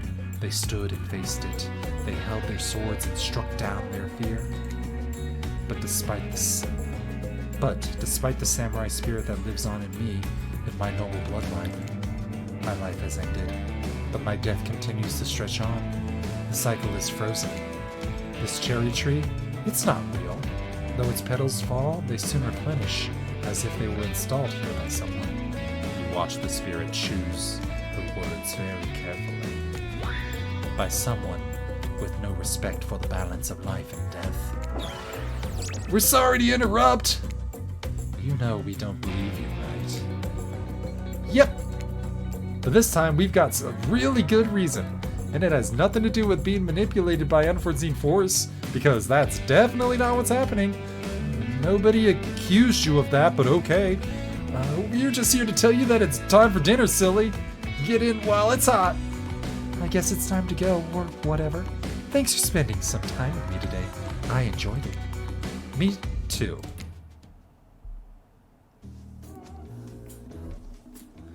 What a fun day you've been having. I can see it written all over your face. You're shining. And that's not just the remaining anxious sweat from spending an afternoon courting a psycho killer. No. You're really feeling this whole romantic experience. Don't worry. I'll keep your dirty little secrets. But enough gentle ribbing. It's time to get back to business. All the appetizing singles have arrived for dinner, including Trickster. Wraith is here too. We're not going to do the gag where we cram them all on screen at the same time again, so just believe me, they're all here. And they're just as sexy as the demented and just as sexy and demented as you remember them. With your love on the line, everyone is being careful not to offend you by saying the wrong thing. Congrats, by the way, on getting this far. I'm as surprised as you that these four are falling for you. No, not because your personality, but because you just met them yesterday. However, since Huntress seems like the biggest long shot to end up holding your heart, she throws caution to the wind and speaks up. It's a pretty small consolation prize for being the least loved killer on Murderer's Island, but hey, letting them have this moment in the spotlight is the least we can do. And heaven knows, they won't do any better than that. Since it seems like I'm going to be alone forever, I'm focusing on myself. I have hobbies of my own, you know. Besides stealing, kidnapping, and killing, cooking is my passion. Tonight, we will be feasting on succulent squirrel appetizer with roasted elk as the main, served with a side of mushrooms. Those mushrooms are probably poisonous and elk, huh? More revenge for the elk that killed her mother? If I had a nickel for every revenge-obsessed killer on the island, I'd have some number of nickels. Certainly more than a few. I personally hunted, killed, skinned, and prepared our meal, and even picked the mushrooms myself. Oh, they're definitely poisonous. And cheesecake for dessert. What? Not Russian enough? I'm not so one-dimensional, you know. Dinner will be served shortly, but certain power brokers would like to know about your day. Elk on an island, huh? Yeah, no, where did she find the elk? Excuse me? Would you like to share your day with the rest of the group? You've had an interesting day for sure, but how will you describe it to the others? Say too much or too little, and it could affect your standing with the group. Okay, but don't just sit there and say nothing. Nothing is not an option.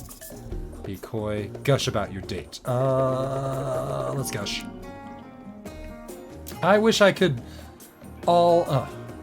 you could all get to meet the real Spirit. She has a beautiful soft side, and you'd all get to see it if you were a bit nicer to her. Spirit looks totally horrified.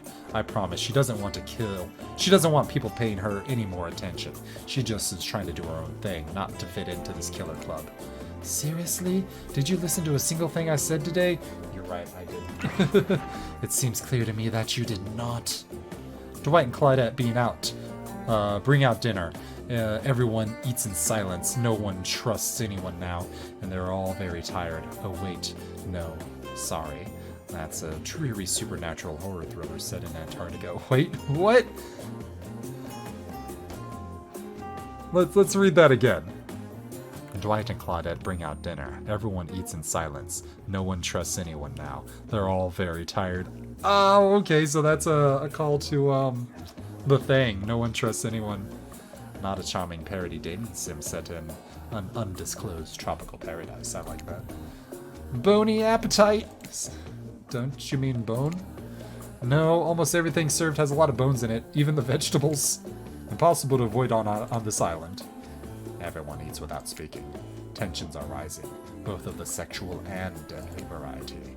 When everyone finishes, Dwight and Claudette come back to clean up the table. They linger around as they pick up your plate, take your napkin, and dust crumbs off the table. What would you like to say to the servants? We will ignore them. Is there anything else that we can do for you? Anything at all? Anything? A manners book, perhaps? It's fine. We're used to this kind of shabby treatment here on Jerk Island. Anyone, if you would be please so kind as to follow us to the fire pit, we'd greatly appreciate it. We've been told something big is going to happen, something that will change everything.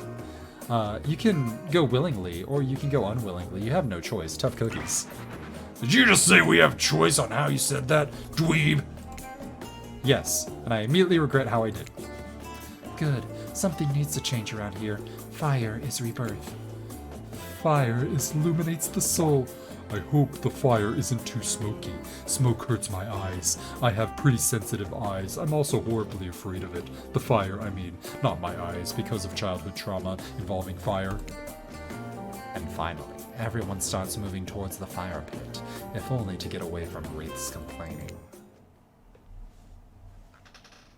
You take a seat on a comfortable log, feeling the fire's heat against your skin, and wait for the killers to take their place, wondering who will want to tell a story this time. Will narrated tell a story? I bet they've got a stunningly creative mind. Hey, you think we are allowed to simply place thoughts in my mind like this? Doesn't seem fair. Just bring Shadowborn, bruh. Everyone makes their way in, but something unexpected happens. Nothing happens. Something almost always seemed to be happening here, so nothing is probably not a great sign. Oh, cool. Now everyone's looking at you. So, do something. Should I pick someone to tell a story, or should we play charades? Boggle? Well, we were actually thinking, why don't you tell us a story? Wraith points his spine and skull staff thingamajig at you. You duck out of its way. Who knows what that thing can do? Probably shoots lasers. Try not to bore us. We're just very interested in you. Don't speak for me, Huntress. Now, you can't tell if you're warm from the fire or if it's just the nerves heating up. You know that fire is right there, but maybe if we stop talking about it all the time, we can start to pretend it's not here, and doesn't, threaten to burn us all alive? He's not supposed to hear me. Get out of here, Wraith. Wes was about to make an important decision about telling a story or not. Fine, I'll tell a story. Sure, I'm game. I'll tell a story. I hope it's a mystery. Okay, so what type of story do you want to tell? Romance, adventure, action? You know what, we'll tell a romance story. I'll tell a romantic story. About two lovers who take poison together and die foaming at the mouth? Or about a strong hunters who meet and then both try to bludgeon the same wily Wolverine? Not quite. It's about my parents. They met in a party in college. He was hosted, she'd been dragged there by some friends. They couldn't have been more different, and yet as the night went on, they were drawn to each other. She made fun of his taste in music, he took an interest in her major, women's studies. They were married within 2 months. Bit too soon if you can trust someone, don't you think? It's so sweet. Exactly. I learned a lot of love from them. If you know, you know. Some people don't need years to get acquainted with their partner. Love can spark from a mere look across the campfire. Now you've got their attention. Each killer is furiously attempting to catch your eye from across the fire pit. Except for Trickster, who has wandered over to the bar and loudly playing his own music on headphones to drown you out. Okay, that was not a very good story. I don't mean to insult you, but it was actually quite bad. Sorry, but this narrator keeps it real. We, can't just end here. So, who would you like to hear a story from tonight? You look from killer to killer, trying to decide who might be the most entertaining.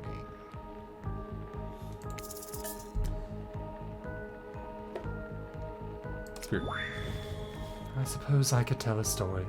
I don't really want to, but anything I say would be better than whatever you get out of this group. Like all good stories, I stole this one from someone in the past who is dead now and can't do anything about it. It's called The Bride, or technically it's supposed to be The Fiancé. One winter, a young couple decided... Hold on, water break.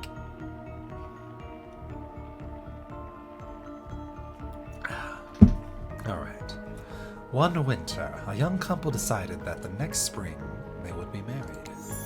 The two were madly in love and could not wait for the snow to melt so they could join in matrimony and unite their souls for eternity. Per the latest bridal trends, they decided to have their wedding ceremony at the edge of the woods by a beautiful shabby chic farmhouse. Together they spent months planning in the details of the wedding. The two created invitations, figured out seating arrangements, and tasted 100 cakes before settling in on the perfect one. They chose Lilycoy, by the way. So fancy. When it came time to figure out the decorations, however, the bride, the fiancé, I guess, since she wasn't actually married yet, wanted to take the lead and set the style. After all, her boyfriend had been wearing cargo shorts and open-toed sandals for pretty much their entire relationship, so he was definitely not to be trusted. Having decided on such a lovely natural setting for the ceremony, the fiancée decided that she would create unique floral arrangements from the local wildflowers that surrounded the farmhouse. As soon as the sun rose on the first day of the spring, she set off into the woods. Each day she spent hours mapping out where the best blooms could be found and prepared to pick them herself the morning of the wedding, so that they'd be at the height of their freshness and beauty.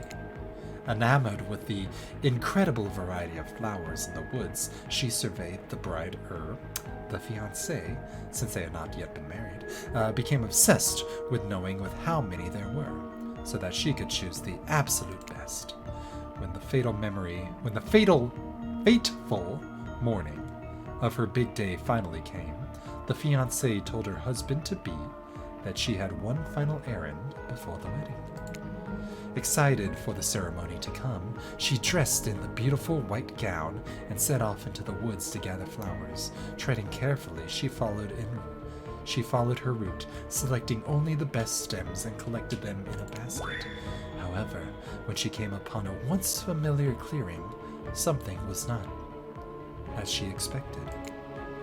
Somehow, it was more beautiful now than it had ever been before, and just on the edge of her view was a new bush filled with blossoms so vibrant and colorful she became dizzy just looking at them.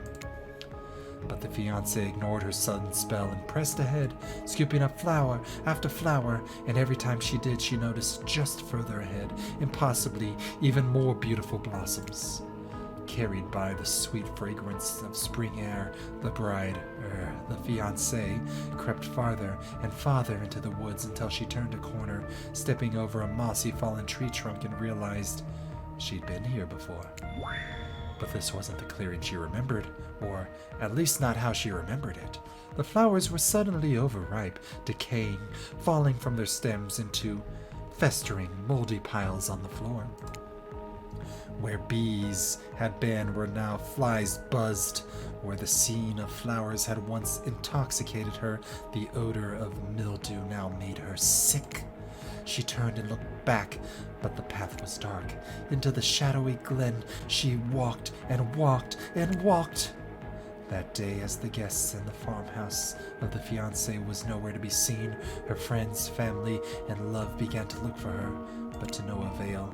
They searched the pasture, the tree line, and into the forest, but there were no beautiful wildflowers or young lovers to be seen. Just old dead trees, trampled vines, and moss-covered rocks. The fiancé stayed a fiancé for eternity, always wandering, looking for fresher blooms to clip, but never finding them. Yep, we're doing the dating sim, Southern Girl. Distracted by a never-ending search for perfection, unable to see that you are loved for who you are. Out there, all alone. I thought it was beautiful and sad, just like someone we know. How was story time? A lot of people like to take potshot at sequels, but I think very good story deserves a follow-up. When you think about its end, the sequel is almost never as rewarding as the original. That's why I'm much more of a fan of the episodic style of storytelling. You know, where a series takes a lot of pressure off in an individual installment and builds up a greater sense of community between audience and creator.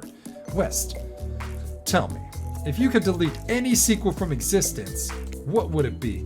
Don't answer that. We don't actually care. We're just here to make sure that we seamlessly move on to the next segment of the evening. God forbid my small talk get in the way of a romantic Twilight moment. Dwight, I'm gonna need you to shut your yap chat. You know that we need to get back to the thing that we need to do whenever we're not on screen. Okay. You have fun tonight and try not to, wink wink, end up dead. Oh, you bought it too? Hell yeah, no, this is great. Why did you say the words wink wink out loud? And what kind of double entendre are you getting at with the end up dead thing? Dwight is physically incapable of winking, not since the accident, and you do know that all of these people are despicable criminals with double-digit kill counts, right? Well, except for Spirit. She really doesn't belong here. She's strictly a victim, not a perpetrator. No wonder she's pissed. Did I hear somebody trash-talking Spirit? Deal me in. What do you say we take this to the hot tub and we can soak this bod while I roast that ghost with some killer hot takes? Please, enough talk about burns, things that are lit or getting blazed. It's enough that these activities have to be set next to a literal fire. Must I be surrounded by figurative flames as well? What if we turned and ran as far from this place as we could, just you and me? On those spindly legs, you'd probably tire before you got too far. If that's running away to someplace more secluded west it's after, they should obviously join me. Have you seen these legs? Pure, powerful. Not that my walk speed really reflects my giant stature, because she walks slower than the game than other killers, but that's because I choose to move slowly for stealthy reasons. It's my own choice. It's completely logical. Why is everyone so obsessed with comparing themselves to each other and creating drama? I'm so over that. Don't you get it? Society wants to trick you into fighting each other so that corporations can swoop in and sell your fake solutions to all your fabricated problems. I'll be sitting in the shade and drinking something locally sourced while thumbing through a public domain novella printed on my recycled paper because I refuse to play their game anymore. Yo, Mazzy, you're late as fuck, but heck yes, hooked on you now. This game is absolutely amazing. Excuse me.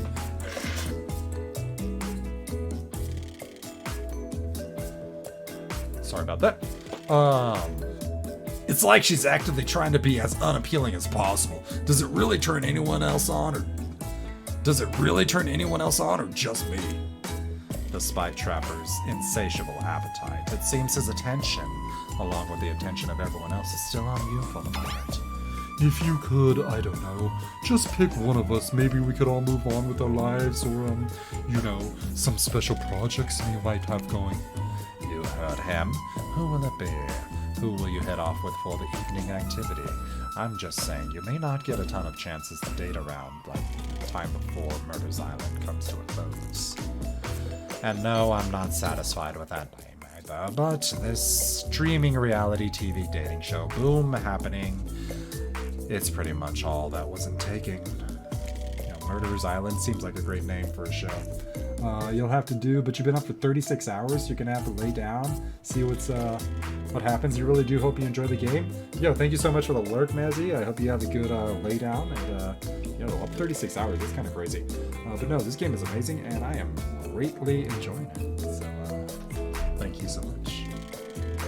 Which killer would you like to pick? And we're back to excluding that Trickster guy because, ugh, that guy. Well, we're obviously just going to keep going with the Spirit.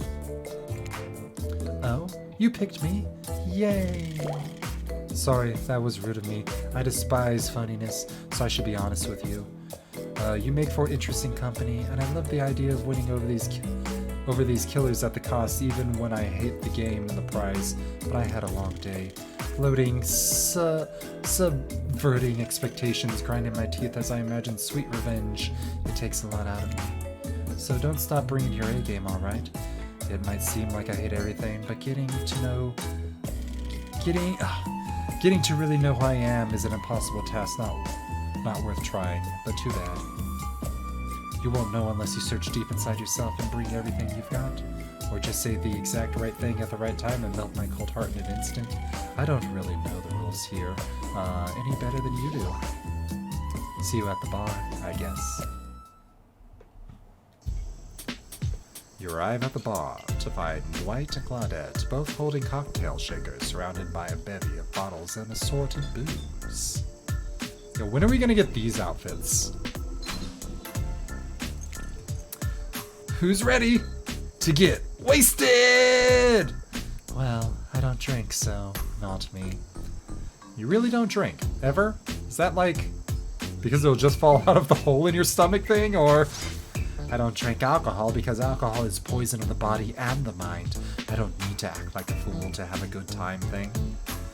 Then why did you choose a mixology lesson as your romantic nighttime activity?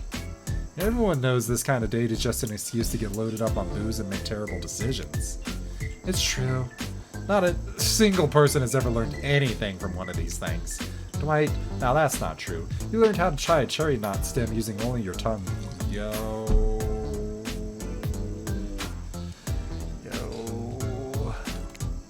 Whoa, whoa. Who orders soda with a splash of private business, because that's off menu. Well, I know what I'm drinking to forget tonight.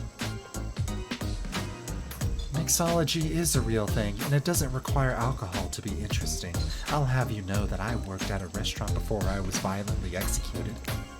By your father, on whom you will have your bloody revengeance. Right. Well, so be it. How about you, Wes? Do you drink? Booze it up. I'll stay sober. If Wraith is gonna say, or not Wraith, if Spirit's gonna stay sober, I'll stay sober. I've got the impression that tonight will be a night I want to remember perfectly, so I'm gonna pass on the alcoholic drinks. Hear, hear. Alcohol is a false escape. Besides, it's not like sober people can't have fun. You watch as Spirit picks up a plump cherry and roughly stabs a plastic sword through it.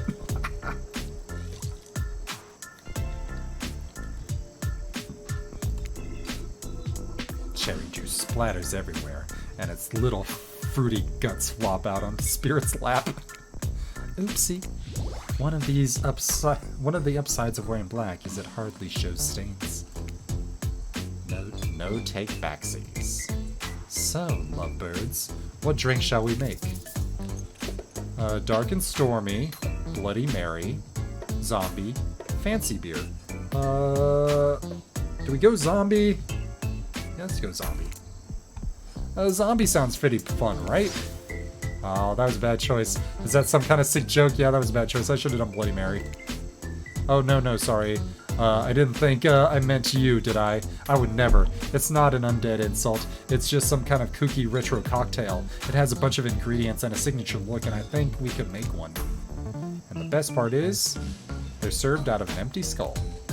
You see Claudette's eyes go wide as she makes a "cut it out, dummy" hand symbols to Dwight. An empty skull-shaped glass, not a literal skull. We don't have any of those on our hand to pour drinks into. Even if we did, yuck, am I right? Okay, you've got my attention. So what's in one of these? Do you actually know, right? And you promise it's a good drink. It's definitely not a joke about my semi-undead state. Yeah, yes, of course I know. Don't worry, we got plenty of ingredients at our disposal, so why don't you show us? You're gonna do it live? She's gonna be so impressed. Yo, Jenna, say what with the raid of 5?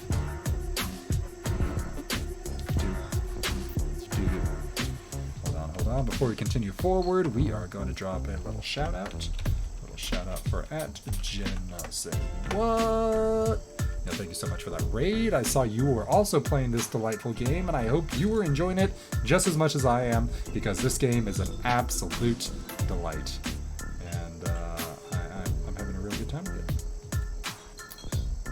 So yes, OMG, it is amazing, and I love a lot of the nuance that has been put into it. Such as when they ask you to give it a positive review on Steam, or the fact that it is a parody game, or whenever they announce it, talk about that it's a game. It's great. It's great. All right, so you're just gonna do it live? She's gonna be so impressed by your mixology knowledge. You got this. We're going non-alcoholic. So first we'll start with a substitute for it's zombie. What goes in? I actually have no idea what goes in zombie. Yeah, no, Wraith and Spirit. I love everybody. I mean, Spirit has some great stuff, but Wraith is awesome. Huntress is cool. Trapper is hilarious. I think rum is in the zombie. I've got rum extract. It can be mixed with a little apple juice. Then we'll toss in some, I think it's lime juice. Not too sour, not too sweet. The tropical vibe, courtesy of some lavender extract. Maybe you're thinking of a vampire? The refreshing sweetness of pineapple juice. It's hard to find a finer juice than pineapple. And for a blood red tint, a splash of grenadine. Cherry cough syrup, literal blood. Toss in the final ingredient plus a few drops from some other random bottles, and for no reason, the fact that they look cool. Right. And mix it all together and shake, just like in that movie you never saw, because we can't mention another single intellectual property that we don't have a proper license for. I must say, this is surprisingly drinkable, and I don't think it's a legit zombie, but what do I care, really?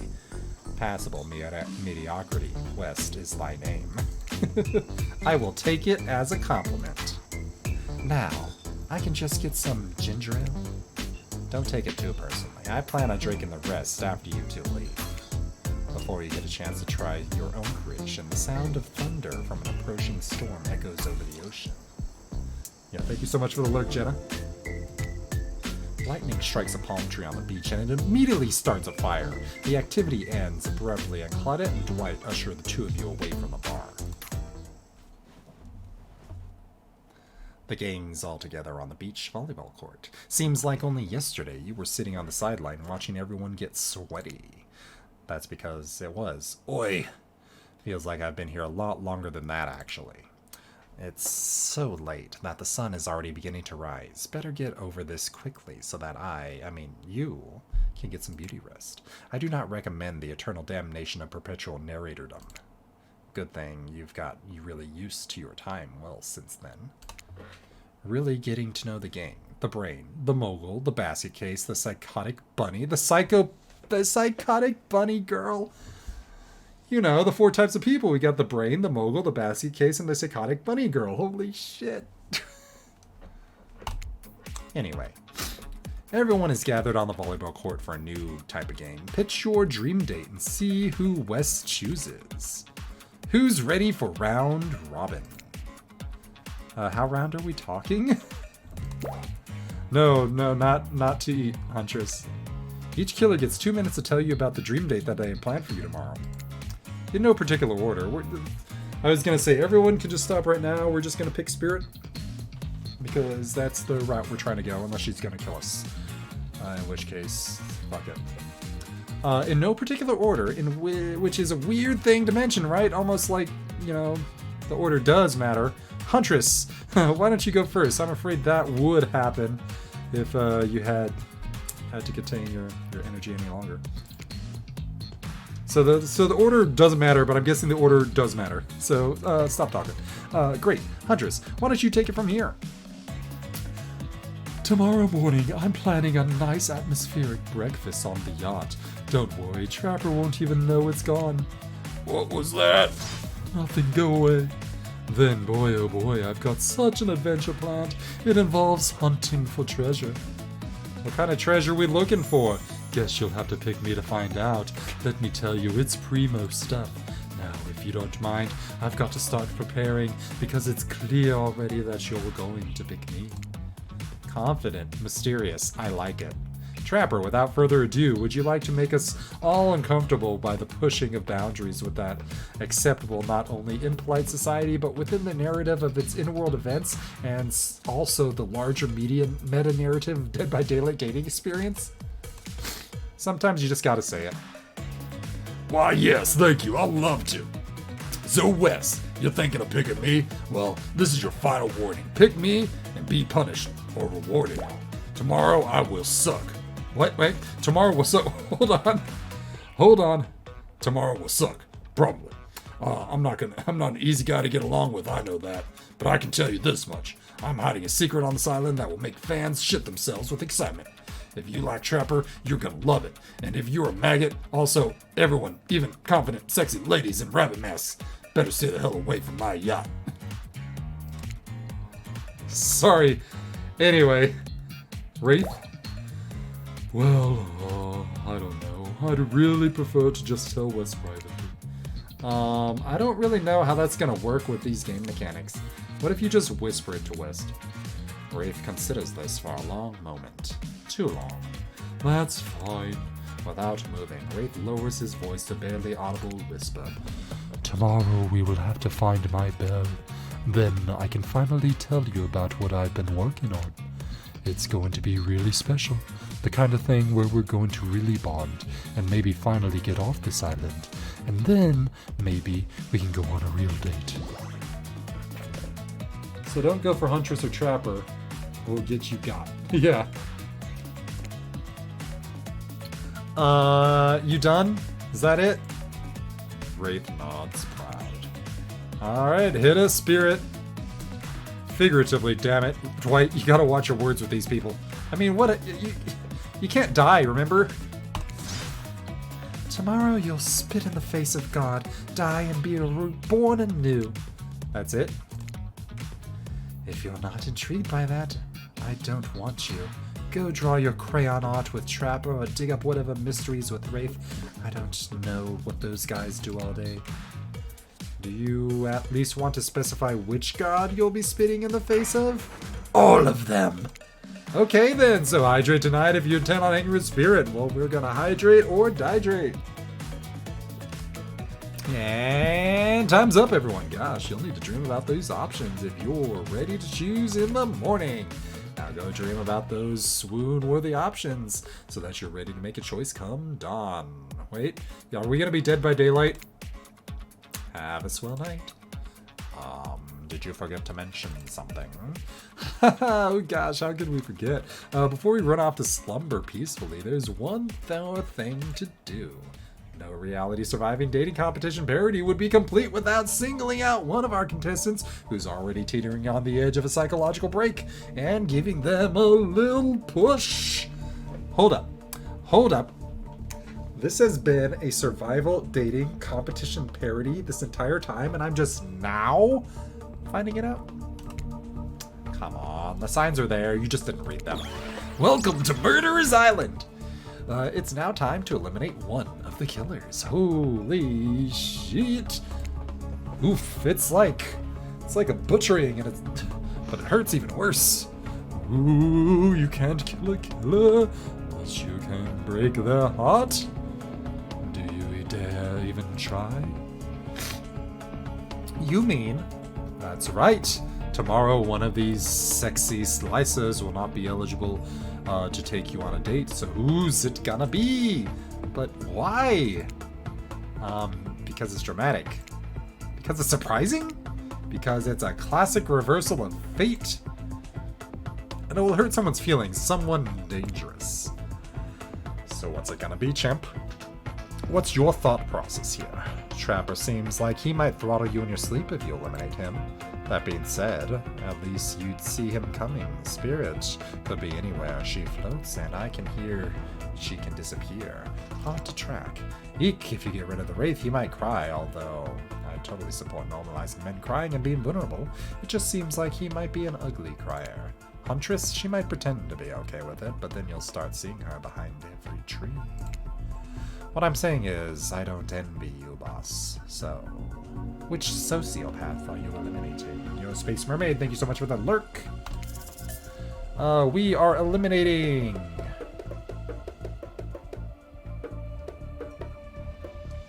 Trapper. See ya, Trap! This was very simple. Trapper, you scared the living shit out of me. You're eliminated. That's fair. Honestly, though, I don't care. You suck. But not in a good way. You bore me. Your personality free, maggot. I wouldn't even be fun to kill you.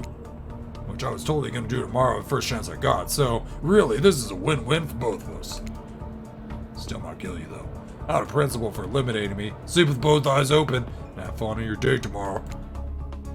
Now that you've broken the heart of someone heartless, you should get some shut-eye. Don't worry too much about the broken heart you've left behind. Because of course they'll be receiving a consolation prize! Yeah, they might not get to go home with Wes, but when this is all over, they'll never sleep alone again. That's right, we're sending our eliminated player home with... their very own, mostly new Trickster body pillow. The next best thing to the real Trickster. It might not hug you back, but you definitely won't try to stab you. And how do we know? Because I've tried it. That's right, it's Dwight tested. Claudette approved. I hope you sleep well tonight, Wes. You're my hero for what you've accomplished. How can you sleep tonight knowing what you've done? No, not because of the guilt. I mean, knowing that there's legit a homicidal maniac who hates you so close by. How can you sleep tonight knowing what you'll do tomorrow? I don't know how you'll do it, but you better go before Dwight and Claudette come back and put you to sleep themselves. You know how those two schedule.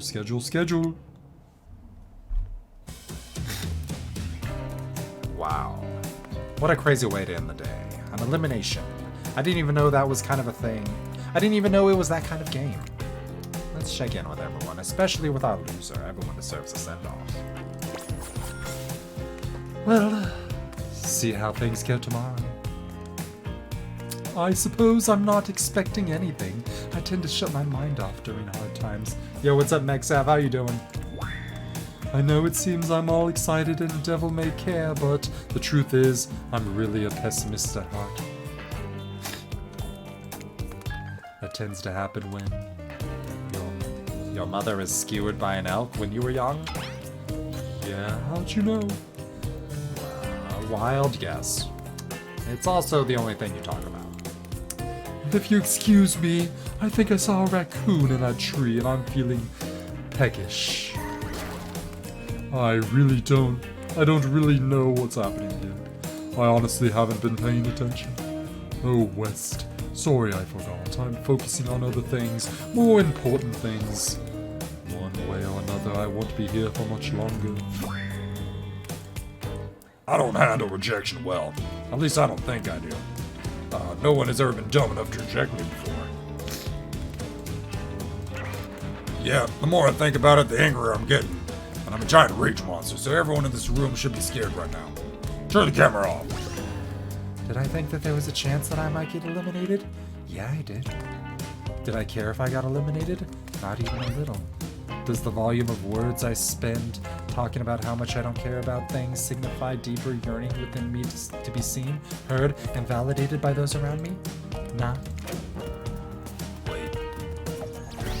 Wait, what?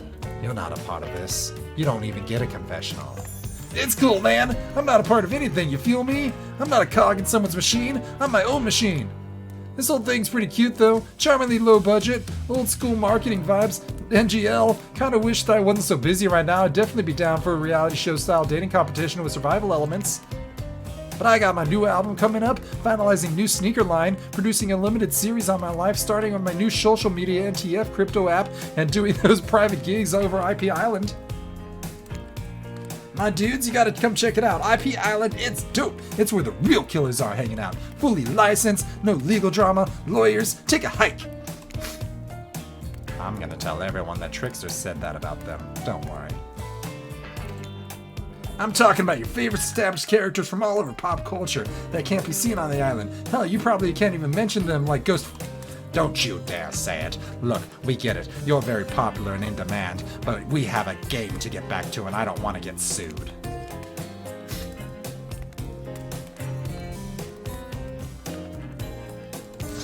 Ghostface! Come on! Whatever. Whatever, I don't even care. I'm the Trickster. See you around, West. You too, narrator. I have a name, you know. You do? Yes, seriously, do they not pay me enough to deal with you people? Is it my turn? What? No, it's not your turn. You're sentient water. How are you even sitting in that chair? It's a chair? It's a thing, you're getting all wet. Now it's gonna smell like mildew. Okay, rude.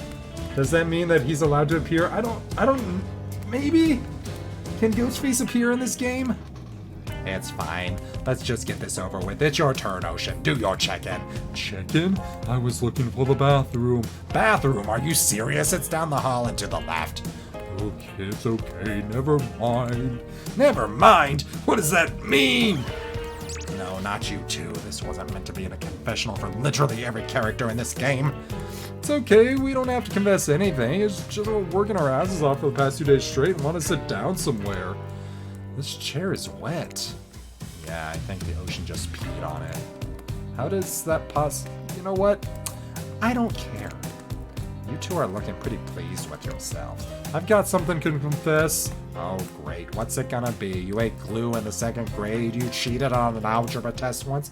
Watching the trapper get eliminated was the first time this unending spiral of staircase of pain in my life that has felt like a emoticon of joy. Every minute that I'm alive is a nightmare. This place, this sun, this sweet sugary drinks. It sounds fun for a long weekend, but for an eternity?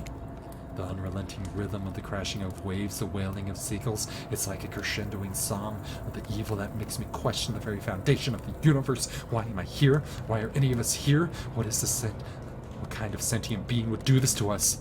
Please erase me from this existence. Please make it so that I was never born. Pull the plug on this experiment, then set my soul free, and please get me out of this polo shirt. Okay, let's get you to bed, buddy. When I go to bed, going to bed means eventually I have to wake up. Yikes. Huh? That was a weird way to end.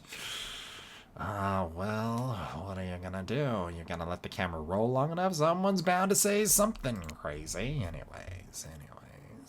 Seems like everyone's had their shot to annoy me tonight, so hit the hay and get some rest tomorrow. Tomorrow is going to be a doozy.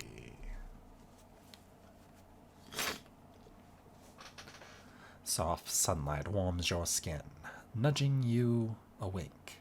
Also, you're using a killer crab as a pillow, which is sort of okay with that.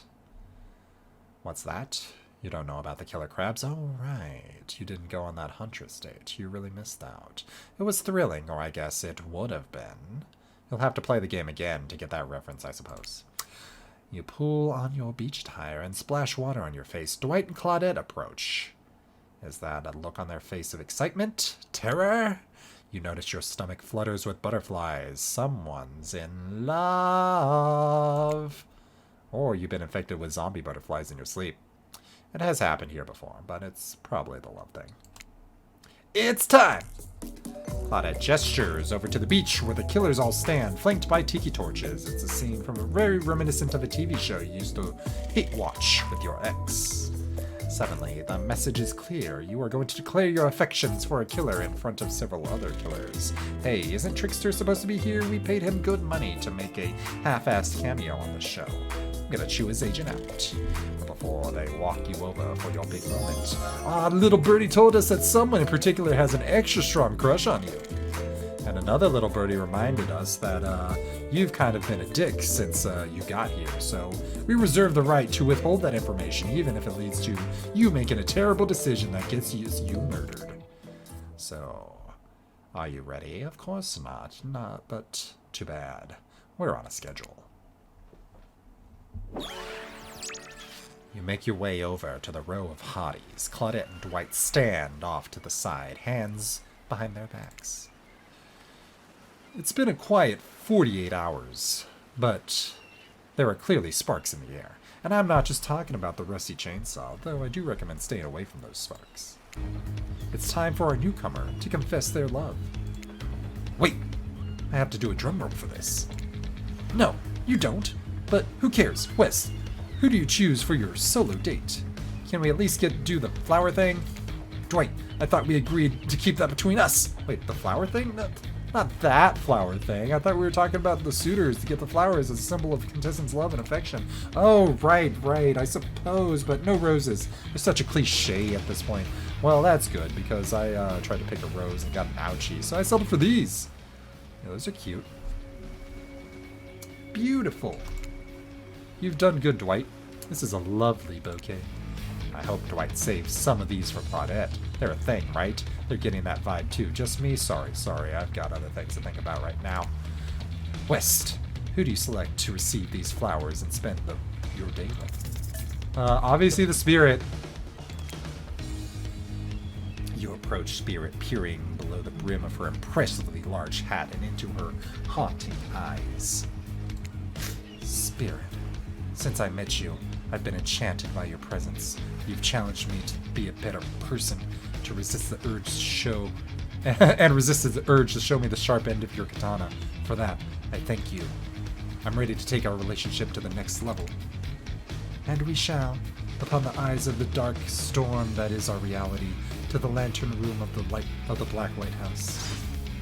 It's time to see what you're made of, West. Is she gonna kill me? She's gonna kill me. This is the yacht. I thought it'd be a nice state. I thought it might be nice to start the day out on Trapper's yacht before we head to the Black Lighthouse. And you know, since Trapper's been eliminated, he's got nothing to say about it. Even if I kind of hate this basic tropical vacation stuff like yachts and snorkeling or whatever, it's good for you to see me in the sun a little bit, at least. There's more to me than you've already gotten to experience.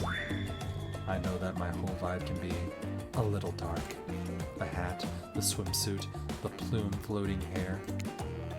This wasn't always who I was. I was a normal young woman once. I went to school, hung out with friends. I even had a part-time job working at a restaurant in town. And then, well, I know what happened. Oh, and then, well, I know what happened. Your father, he murdered me and I awoke in an undead avenger. That's not what I was getting at. Something else happened to me. I realized I needed to be seen. I don't even know by whom. A lot of the time, when you think about ghosts, they're these kind of see-through flickering specters. You imagine reaching out and having your hand go right through them. Ooh, like the sort of thing. Maybe there's some warpy effect in the world around you. I don't know. Depends on which movie you're watching. But when I died, well, I dare you to try to reach your hand through me. Not really. That's not an invitation. It's rhetorical. Why did I end up this way? Who brought me here to this island? Who knows? I sure don't. I've got my ideas, but I'm not exactly out there digging around in caves or dusting off antiques and trying to find out clues and analyzing their meanings. I do want to take this experience seriously, though. I want to give the process a chance. It may be a dumb process, and one that I have extremely little respect for a person. And one that I have extremely little respect for as a person. But you just woke up on this beach with no memory of who you are or where you came from. And rather than freak out and simply try to swim away, you're giving this a chance. I actually didn't know that swimming away was an option. It's not.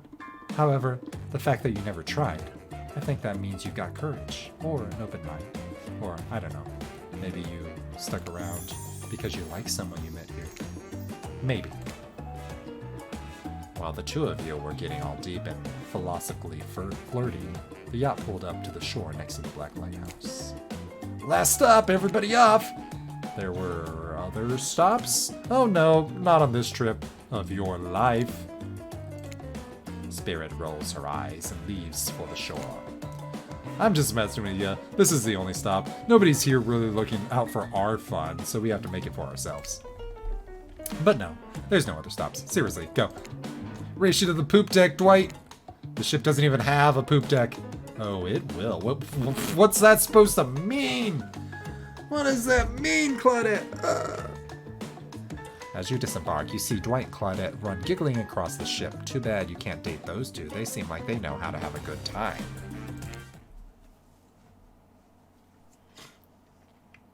You arrive at the beach near the majestic Black Lighthouse. Its imposing form towers above you.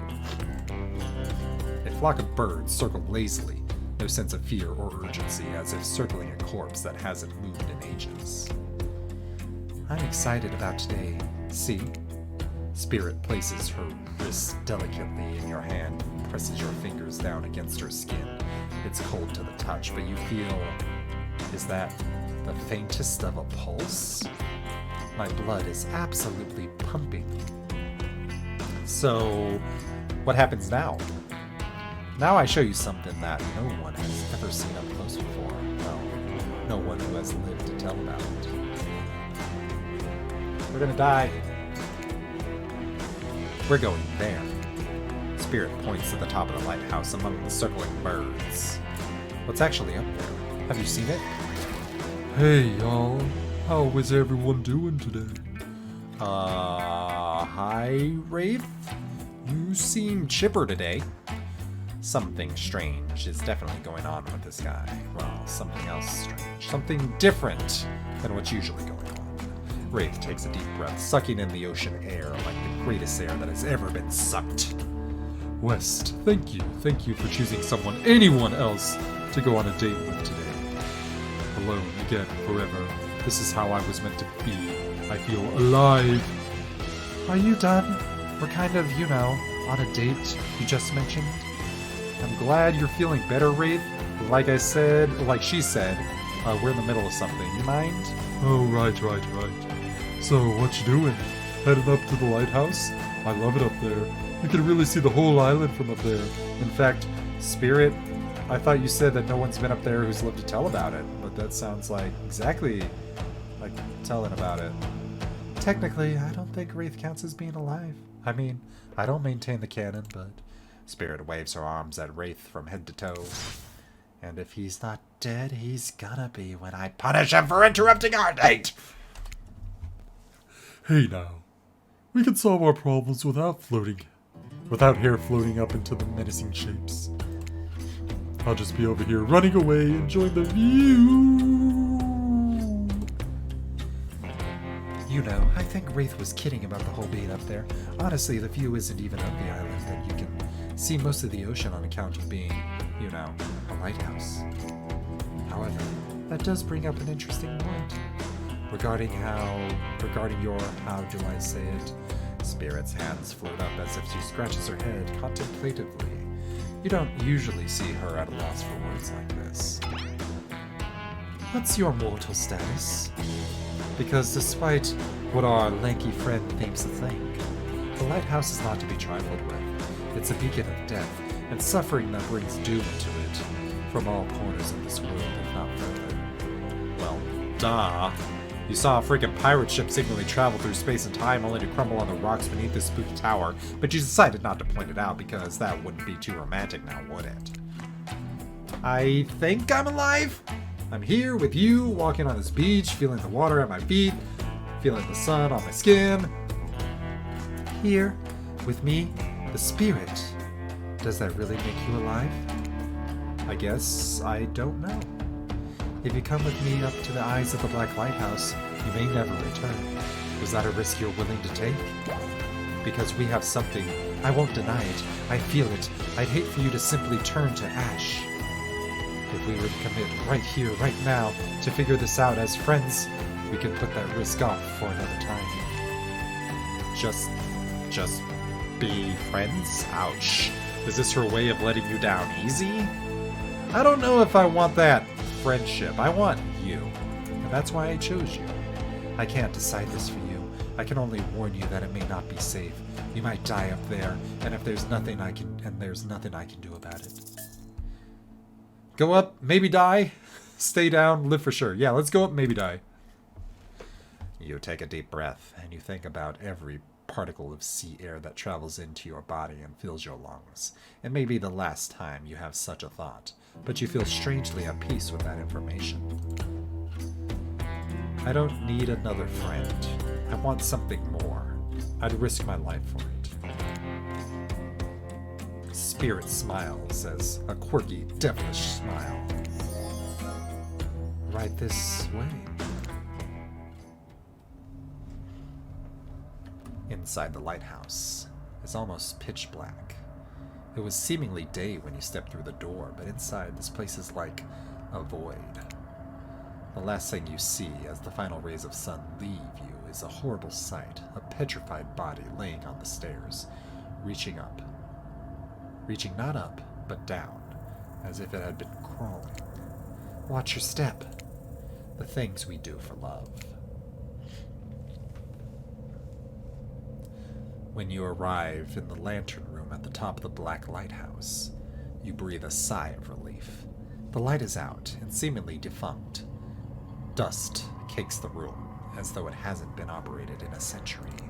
However, somehow... It was just morning a moment ago. But how is it night? What do you mean a moment ago? We've been standing here looking over the ocean all day.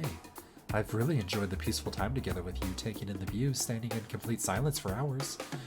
It was kind of my perfect date. Really? I don't remember that. I just called it the perfect date and you can't be bothered to remember it? What kind of game are you playing with me? I want to remember it, but just somehow, for some reason, my mind is completely blank, but hey, I'm not dead. Oh, you're already dead. And you've been this whole time. Huh, is that true? Maybe. We'll never know. It doesn't look like the light is working. Even turned off, the light has a power to it. The massive lens refracts moonlight through itself. A subtle sparkle, as if hypnotic effect. Maybe that's where the day went, staring into this light as if the sun fell and the moon rose. Thanks for spending the day with me. I really had a good time. That's it? Don't get me wrong, this is really cool and all, I guess I don't know what I expected. I suppose you thought if you were walking to your death and nothing happened, it might be a bit anticlimactic. Anyhow, sorry. It's time to go. Here, let me flip on the light for the staircase so it's easier to get down. Huh. The stairs look pretty dark. Maybe it... Spirit is interrupted by a strange hum, and then comes frighteningly clear to you that the switch wasn't for the stairs. It was for the main lantern. A lantern that is now beginning to power up. Ooh, shit. The faintest smell of burning begins to reach up into your nose. Oopsie. Looks like maybe that switch wasn't for the stair lights at all. Now we see who's really alive and who is really dead. I suppose it was bound to happen sooner or later. You slam your eyes closed, hoping that somehow not looking at the light will protect you. Not sure I see the logic in that, but if it is magic, it kind of defies logic. I want to see it, but well, I'm a little scared. Don't look directly into the light. Open your eyes and look only at me, and I'll keep you safe. Oh, is this another skill check? Holy shit. Perfect.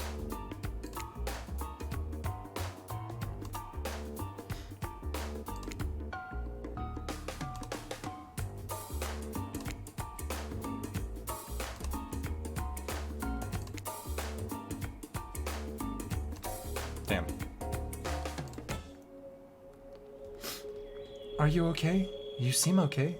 I hope I haven't ruined this by punishing you by pushing you to do something you weren't meant to.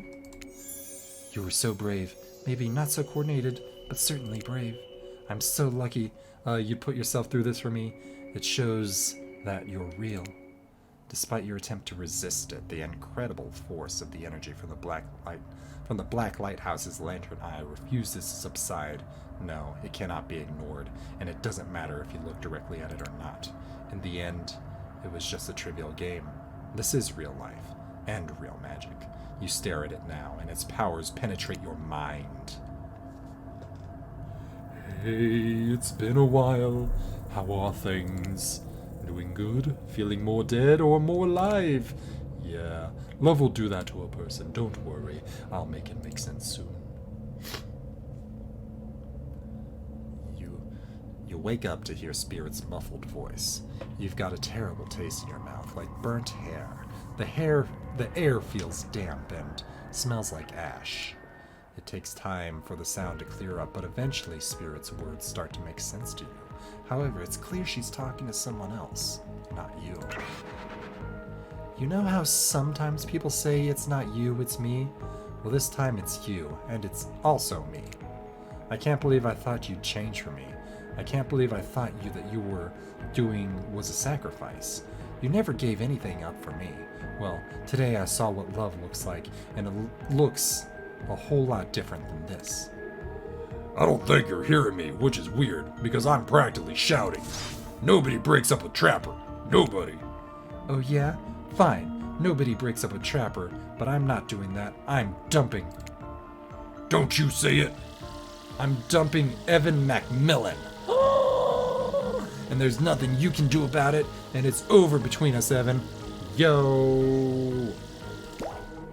Rin, Trapper turns from Spirit and looks directly at you and realizes that you're laying on the ground in some weird tunnel. Yo, the plot twist. I think your shouting woke up West.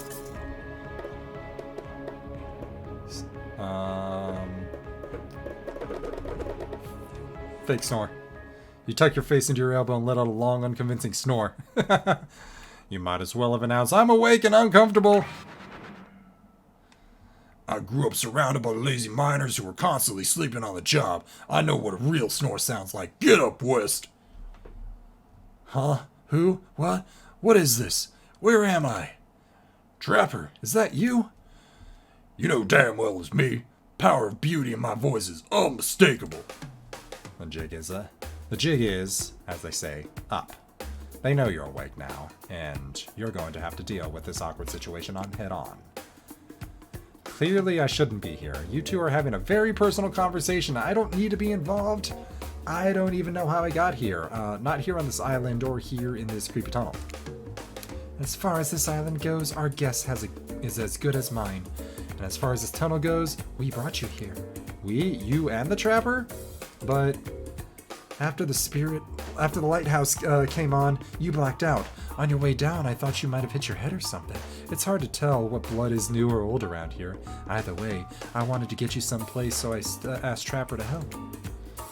It's not that I can't carry you, I didn't feel like it, you know. I hate anything messing with my shards. Trapper, on the other hand, loves nothing more than having an unconscious body draped over his shoulder. I could have asked Claudette or Dwight to help, but I don't trust them. But you trust Trapper. Like and trust are two different things. You might think Trapper can be a real jerk, and you'd be right. But you get what I see with him. We brought you down here because we're the only ones who know about this place. It's part of an old tunnel network that connects different places on the island. What's up, guys? Talking Island Mysteries, my favorite topic. I was just in the neighborhood, so I thought I'd pop in.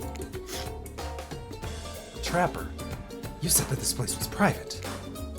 Don't look at me. I didn't tell him about it. Half the appeal of this spot is getting away from people like him.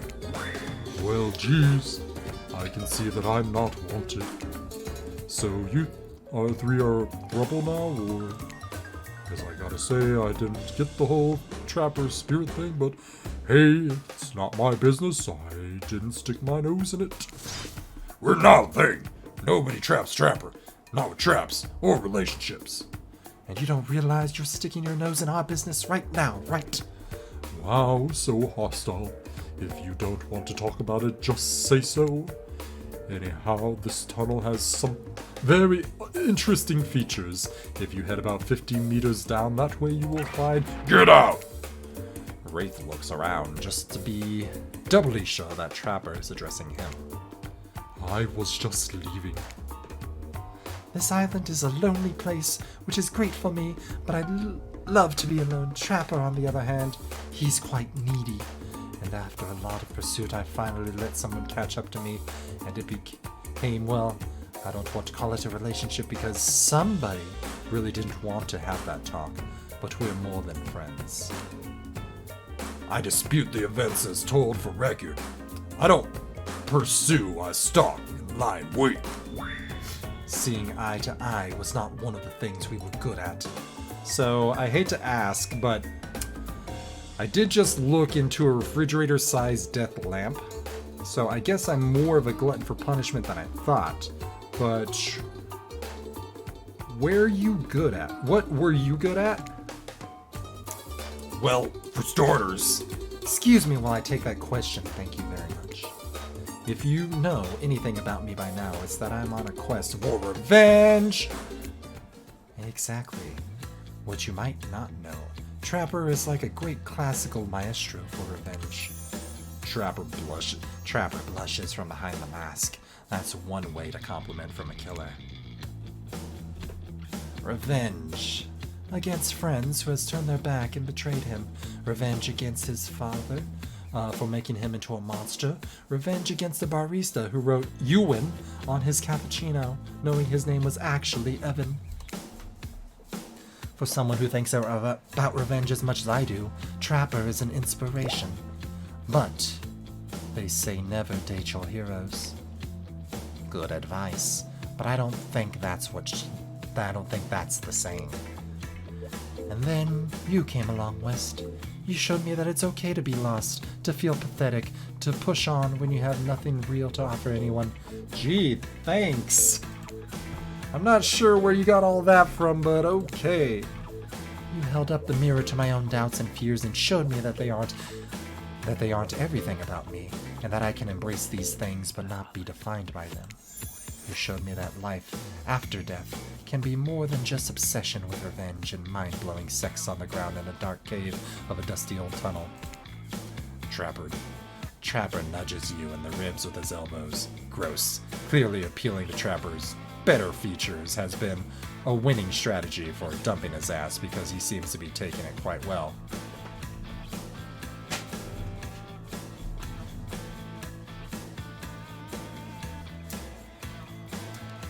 Alright, hat back on. I mean, Spirit really knows how to let a guy down. Just appeal to his better features. Hats off for that one. Exactly. This whole half-assed dating show parody thing, at first I obviously thought it was a lame idea. But what kind of moron thought there was an audience for this? Clearly there is an audience for it. It's the Monster Fucker game. But when we spent some time together, and I realized there's something actually real here. And I don't want to give up on it. I don't want to give up on us. listen, Wes, while we were knocked unconscious by some minor head trauma like a total weakling, Spirit confided in me that she has real feelings for you. I took it extremely well, naturally because I trust her and value her opinions. That doesn't mean I trust you. If you want to get to her, you have to go through me first. By passing Trapper's trademark test. Coming to Behavior TV Sundays at 8 p.m. Welcome to Trapper's Test. Answer my questions correctly or die my bad blade. Holy shit, this is so stressful. Question 1. What's Spirit's real name? The one given to her by a murderer's father, which was only lets real friends call her. It's Rin Yamaoka. Okay, you got that one. Don't celebrate yet. Question 2. What lives inside Spirit? It's a dragon. Yes. Sure, everyone knows that. They won't all be that easy. Question 3. Where did Spirit work back when she was a Norwich college girl before she was hell-bent on revenge? It was a restaurant. I know. I think I would date a waitress. To think I would date a waitress, don't tell my father. I never mingled with a help like that. He'd be so disappointed in me. Question 4. What's Spirit's favorite color? Black. These questions are largely superficial. Sure, maybe didn't get to know Spirit that well. Maybe that's why she dumped. Maybe that's why she didn't work out for us. Who knows? Question 5, final question. You got this, West. According to Spirit, what's worse than being dead? Having unfinished bidding, regretting parts of your life, not being seen for who you are. When I pitched Trapper's test to the suits at Behavior TV, they told me that there was no room budget for the new car to be given as a final prize for winning. So I killed them all, right there on the spot. While killing them didn't solve his budget problems, sure did feel good. I'm telling you this, A, to brag, and B, to explain. The only thing that you're going to win is me saying congratulations for passing Trapper's test. Not that it was some huge challenge. I mean, the woman obsessed with a giant light that shines in the dark and has a chip on her shoulder about being seen. Go figure. You probably guessed. But the rules are rules, and if I literally just made them up, you got it, right? So I guess I approve of you dating Spirit or whatever. I never really cared in the first place. I was just hoping you'd slip up and give me a good excuse to wet my blade with your blood. Maybe I'll find a reason tomorrow. For now, you two have fun. Wink, wink, wink. Trapper out. I'm so sorry you had to endure that. What, 5 measly questions? It was nothing. Not even that. As ridiculous and unnecessary as it was, the whole thing. The waking up to the random tunnel, the overhearing of our argument, the news that Trapper and I had something going on, and the stupid quiz, all of it, especially the whole "Trapper out" catchphrase. Yeah, I love it. It's awesome. It's only because I actually like you, and none of it would have happened if I didn't. And I like you too, Spirit. Please, call me Rin. Rin? I didn't actually feel like our lighthouse experience was completed. There was something else I wanted to show you. Alone up in the lantern room of the tower. Get your mind out of the gutter, West. It's not that kind of game. What's that? Hold on a moment. I'm being told... No, wait. It is that kind of game. Disregard that gutter comment. Come back up here with me. There's no place I'd rather be. You're excited to return to the lantern room of this lighthouse, despite all the drama and the worry that was previously a part of this place for you.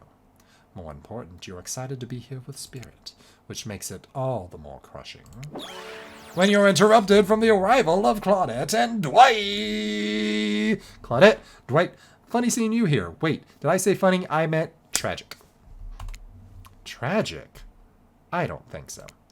What could be tragic about a family reunion? Those are always joyous occasions in my experience. Before they can explain what's even supposed to that even is supposed to mean, the lighthouse begins to howl a low, frightening sound. The lens begins to glow, and now familiar way you're prepared to shield your eyes in case something bad happens to you again. Now isn't the time for the reality show adjacent shenanigans. Dwight, Claudette, shield your eyes. We don't know what the lighthouse will. Now, please don't interrupt. You'd think after all this time, you'd know that we've got your best interest in mind. Wait, what? Of course I don't think that. I got wax in your ears, friend. I asked you not to interrupt. Too late. The black light flares in the darkness. You see something horrible and strange. In the place of Claudette and Dwight are 2 ghoulish silhouettes. But before you can focus on them, the light passes, and the 2 survivors are returned to their normal states. It's breezy up here. I should have packed a sweater. What the hairy hell? Hey, watch your language. You shouldn't speak that way. Holy shit.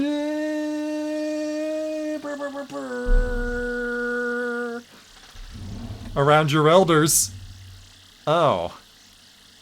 Well, hello there, Oni-chan. Grandpa. My little Rin, you're such a woman now. They grow up so fast. What? West, meet Grandpa Kazan Yamaoka. Well, technically not just Grandpa. Technically he's my great-great-great-great-great-grandpa.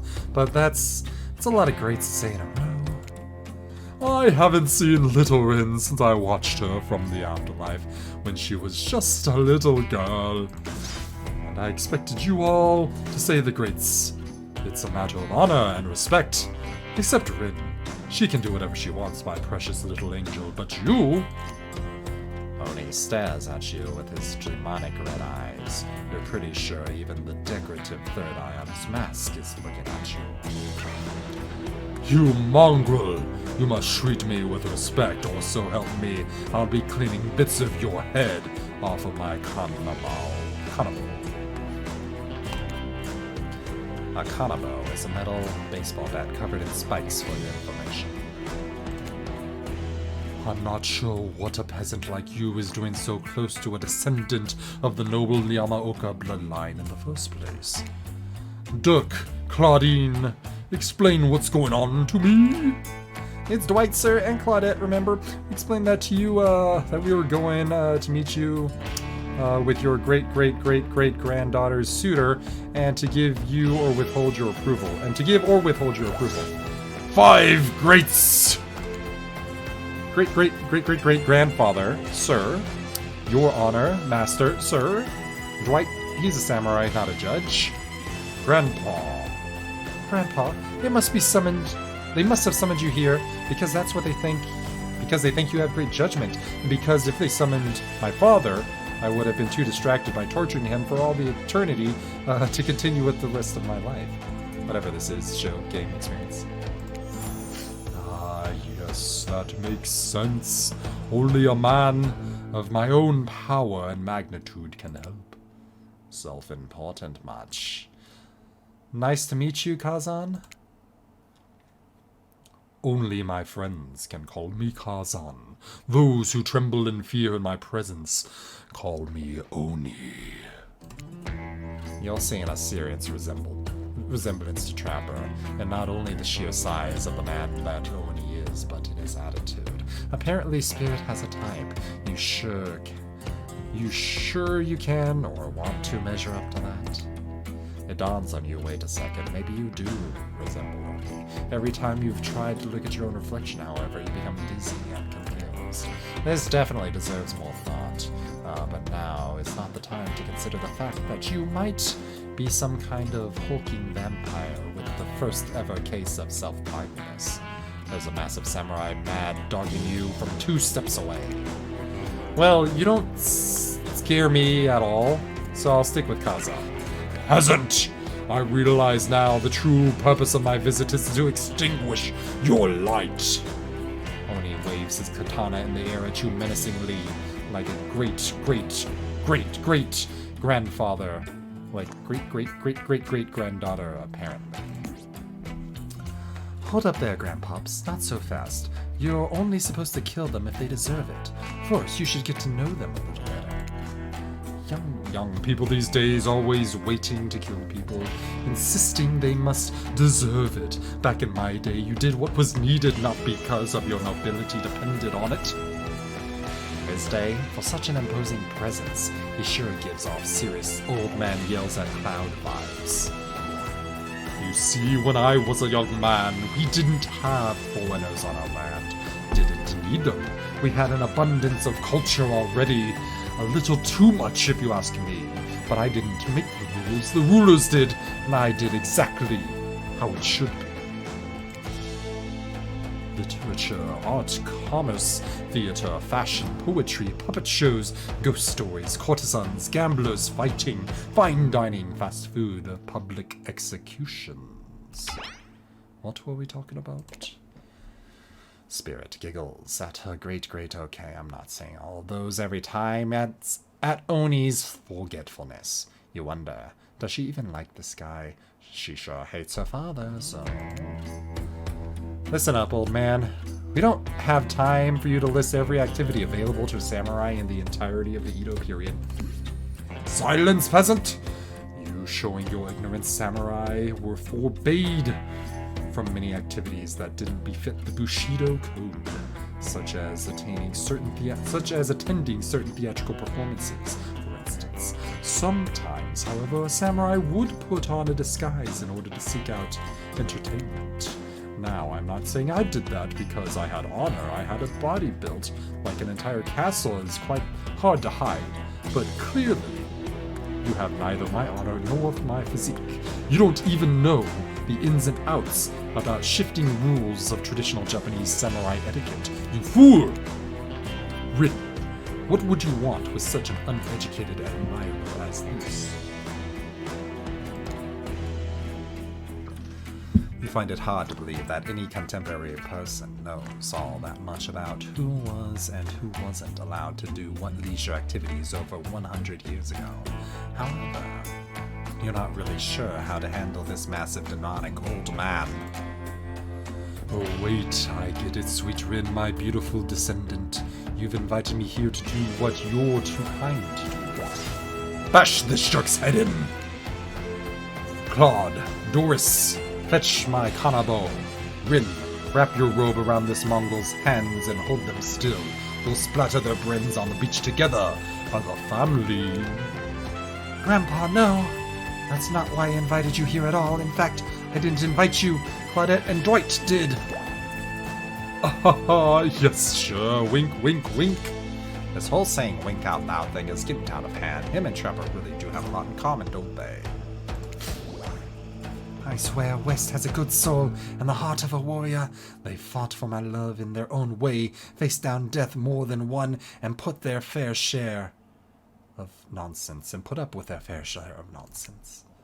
Nonsense which seems to be endless. Can we, I don't know, wrap this up already? Of course, of course. Who am I to expect anyone to wait around for my approval? I've only been hanging out as a ghost and watching my bloodline be polluted by cowards and quitters for 5 generations. Just come give your ancestor-in-law a hug. Sword drawn, Oni beckons you closer. There's no way he'd ever hug anyone in his entire life. I think I'm good over here, actually. Rin, now push them my way so I may split them in half and sacrifice this usurper in the Yamaoka bloodline. Will surely bring us back to life and set us back on the course of honor. You're so silly, Grandpa. We know that it's the only one to be sacrificed in our family can get back. We both know that only one sacrifice can get our family back on track. Revenge on my father, your great-great-great-grandson. Traitor to the Yamaoka name. The lust for violence is in your voice. It fills me with cheer. I'll never forget who I am.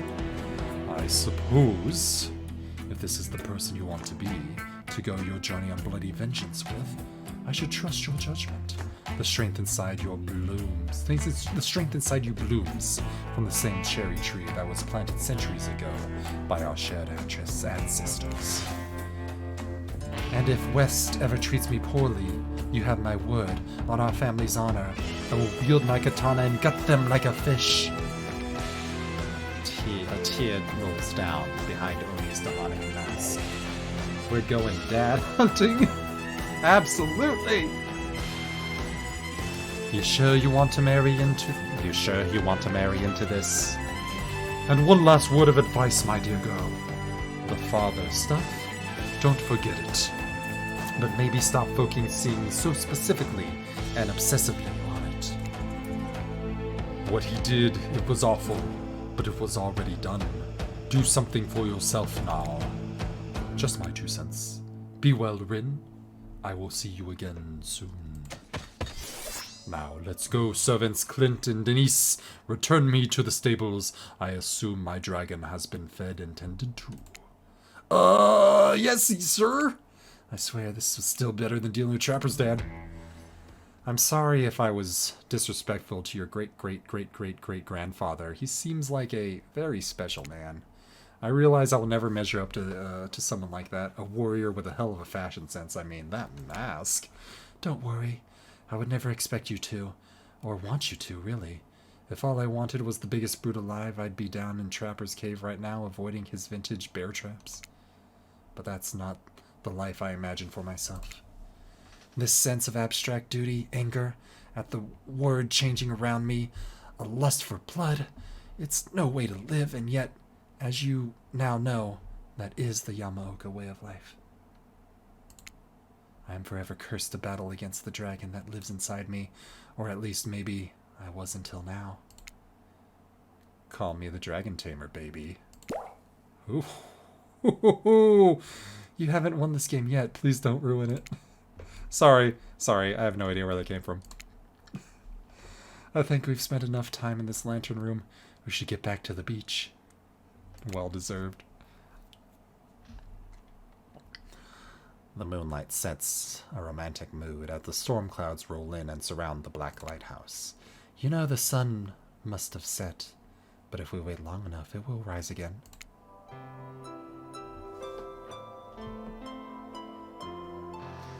Spirit removes her sheer robe, showing you her strappy black bikini. Her pale skin glows under the light of the moon. Maybe you could help me get a head start on applying tomorrow's sunscreen. Again?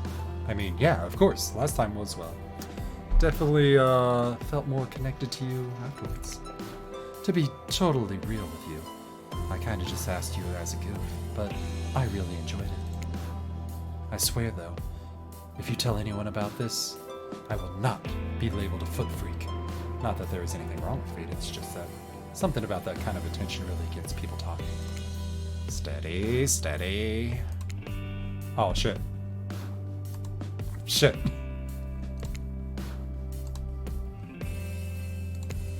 I love how the game is skill checks the game.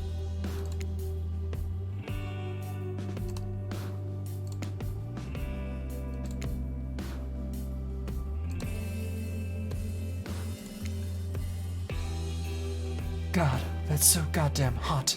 I love feeling your hands sliding up and down my feet and between my toes. My skin has never been more moist. I am reading this out loud. Get up here right now. Oh shit, we just got raided by Heartless Halo. Let's go. You guys just got in on the best part. It's just like an anime when, you know, the part where people are not coming into the room, and then the part when people are coming into the room, we're gonna give a little shout out for Heartless Halo. That's not how you shout out. Yes, hello Heartless, you just came in on a very intimate moment between the spirit and I. It's cool though. It's cool. We're just lathering up suntan lotion. That's it. That's all that mini game was. Suntan lotion. Absolutely. But thank you so much for the raid, dude. Hope your stream is awesome. Get up here right now. Before you can find a towel to wipe off your lotioned hands, Spirit grabs you and pulls you in close. Her lips lock onto yours. They're surprisingly soft and warm. The sensation is incredible. Clouds cover the moon, and you find yourself on the beach with Spirit in complete darkness. You can feel the narrow straps of her bathing suit come undone and come to life, snaking through the air, wrapping around your body, lifting you up off your feet. Come here, you. So this is what it feels like. To fly. As Spirit pulls you in close, you feel bits of glass press into your flesh. Pain and pleasure mix, awash over you like the ocean of salty air stinging your skin as you writhe against your undead lover. The lighthouse howls. In the darkness, you're pretty sure that Spirit lets the dragon inside her take over. If it kills you, you're sure it will have been worth it. The clouds part just as you manage to pull yourself exhausted away from Spirit. Yes, there is a piece of bloody chunk of glass. The chunk of broken glass is lodged in your shoulder. When you pluck it from your skin, it drips blood. Sorry, I think this got stuck to me when I was having the best night of my life. Spirit drags her fingers over the sharp edge of the glass shard. Keep it. Consider it a memento. That's actually really romantic considering what we know about her glass shards. Honestly. I've got plenty more where that came from.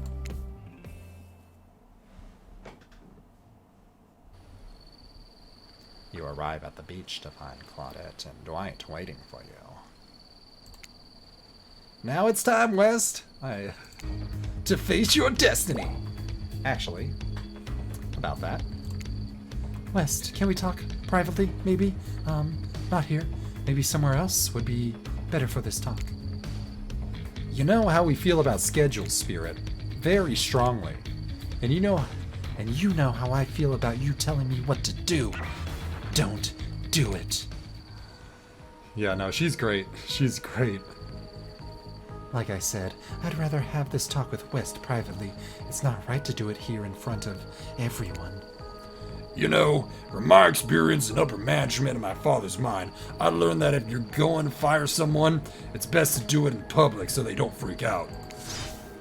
Please, enough of the fire talk. Wait, you think no one could be here? They seem so in love. Well, I mean, not really. Spirit is still Spirit. But if I tried to imagine Spirit in love, I suppose she hasn't attempted to murder West yet, so... Okay, fine.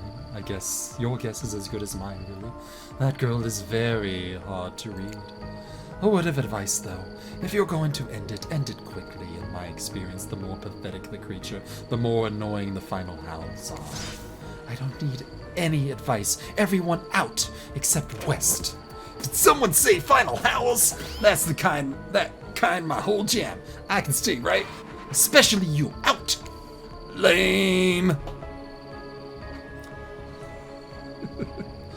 Alone with Spirit, you feel something awful hanging in the air. More awful, even more than the lingering smell of that Cleaver body spray. Ugh, gag. That gag. I'm gagging. We're all gagging for Cleaver body spray. Spirit, Rin, classical F interactions. Lame! I don't know what you're planning, but before you say anything, just know that I really, really enjoyed my time with you. Getting to know you over the past days has helped me get to know myself, and for that I just wanted to say thank you. That's sweet. You're welcome. And you know what? It's that kind of thing that shows me that you've got a good heart inside you. Too good for me to carve out and toss into the ocean, but also too good for me to love. I need someone who shares my interests, someone I can connect with, someone jaded, dispassionate, only driven forward by a desire for revenge. I need someone who isn't so warm that I feel cold and compassionate. I need someone who isn't you. Can we just be friends? I don't know if, before you finish that, just know that if we're not friends, we'll probably become enemies, and I will destroy you. Friends it is! I'm glad to have you here for me when I need you, but also not too close to me when I don't. So yeah, see you around. Spirit starts to leave. Yo, it's going great, Heartless. This game is amazing. But no, Spirit is amazing. Wait, what? That's it? That's how it ends? You're just leaving me here? I'm not sure I use the words ends, and for that matter, I wouldn't say that I'm leaving. But us, we're definitely through. The fact that you can't see that, well, it just proves that we're never really belonged together anyhow. Good night, West. What the hell? I just spent all this time on this island doing anything I can to get to know you, only to be told that I should leave the chocolate factory through the side door? I don't know what that means. Anyway, I said good night, West. See you around. I say we kick her out of the show now. True. Jeez, I'm sorry. What a bummer. Hey. Why does she keep saying she'll see me around? Gosh, I have no idea. Achievement unlocked. Friends forever. Ocean. And so my precious killers lived happily ever after, as they should, learning to love themselves first and foremost, whilst trapped in a never-ending cycle of torture of my design. Wait, did I just spoil my true identity? You made it this far. You should probably know that. That you'll have to play again to find out more. Goodbye, West. See you again later and again and again and again.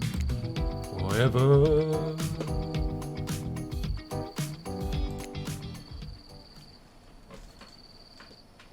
Alright, so we got the not kill me ending. Just the decent ending, not the good ending. But that was fun. It was certainly fun. I can't but help feel a little... Spirit, no. No, but that was good. I definitely enjoyed that. Great game. So now do we have to sit through the credits?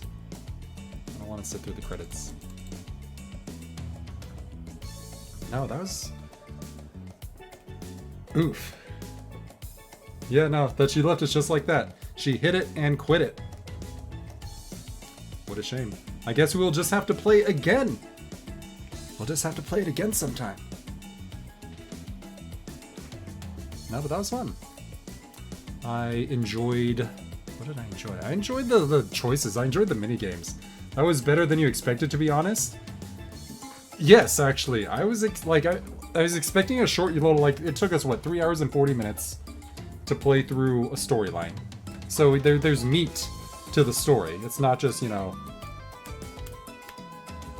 hit it and quit it. You actually learn things about the killers. You know, if you didn't read the their backstories in actual Dead by Daylight.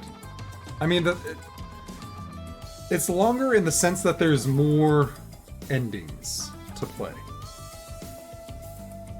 So it's longer in that, you know, you want to play it for each person, but also there's multiple endings for each person. So yeah, we definitely got to play more. Because I'm pretty sure that... Because that was clearly just the okay ending. I'm more than confident that there's a bad ending that gets you killed, and a good ending where you're actually, you know, with them. Assumedly. Maybe. But I mean, that's usually how these things go, and it's based on your choices. So like with Spirit, I probably shouldn't have gushed about her after the first date. I should have just kept it coy. You're not dead yet, Left, which means you're better than normal Left. Yep, we are not dead Left, which is better than normal. Are you trying to imply that normal Left is dead Left? Rude. Rude. Rude. No, but it's cool. It's cool. I wanna... I don't know. We'll just wait for the credits to end. We will wait for the credits to end. Scoops Ahoy hat only fell off, you know, once or twice. Yo, what is this? Copyright, all rights reserved. What is going on here?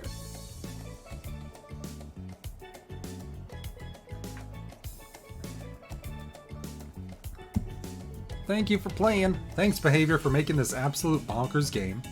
I certainly enjoyed it. I certainly enjoyed narrating it. I'm glad that I finally sort of got everyone's voices down at the end. Alright, we linked our accounts. So there is no, like, bonus area. Okay, that's cool. No, yeah, I did like the Ghostface reference. When Trickster's just like, Ghost, and Entity's like, don't say it! And then he's like, Ghostface! He runs away. I like that they were able to say it. That was pretty cool. I wonder if you get like Trapper's ending, does he take the swimsuit off? Because Spirit took the swimsuit off. Anyways, no, that was awesome. I wonder if they'll do more to this game, more DLC. You know, maybe different people you can talk to. I wonder if we'll see any of these costumes in Dead by Daylight. It would be amazing. I would love to see Murderer's Island as a map in Dead by Daylight. I think that would be amazing. Yo, Heartless, thank you so much for the biddies. That's so cool of you. So generous. We appreciate that. Yo, definitely like the Dwight and Claudette outfits. They were looking good. They were looking good. Also, are Dwight and Claudette a thing? Because it feels like they're a thing. But yeah, no, we're definitely going to be playing some more of this.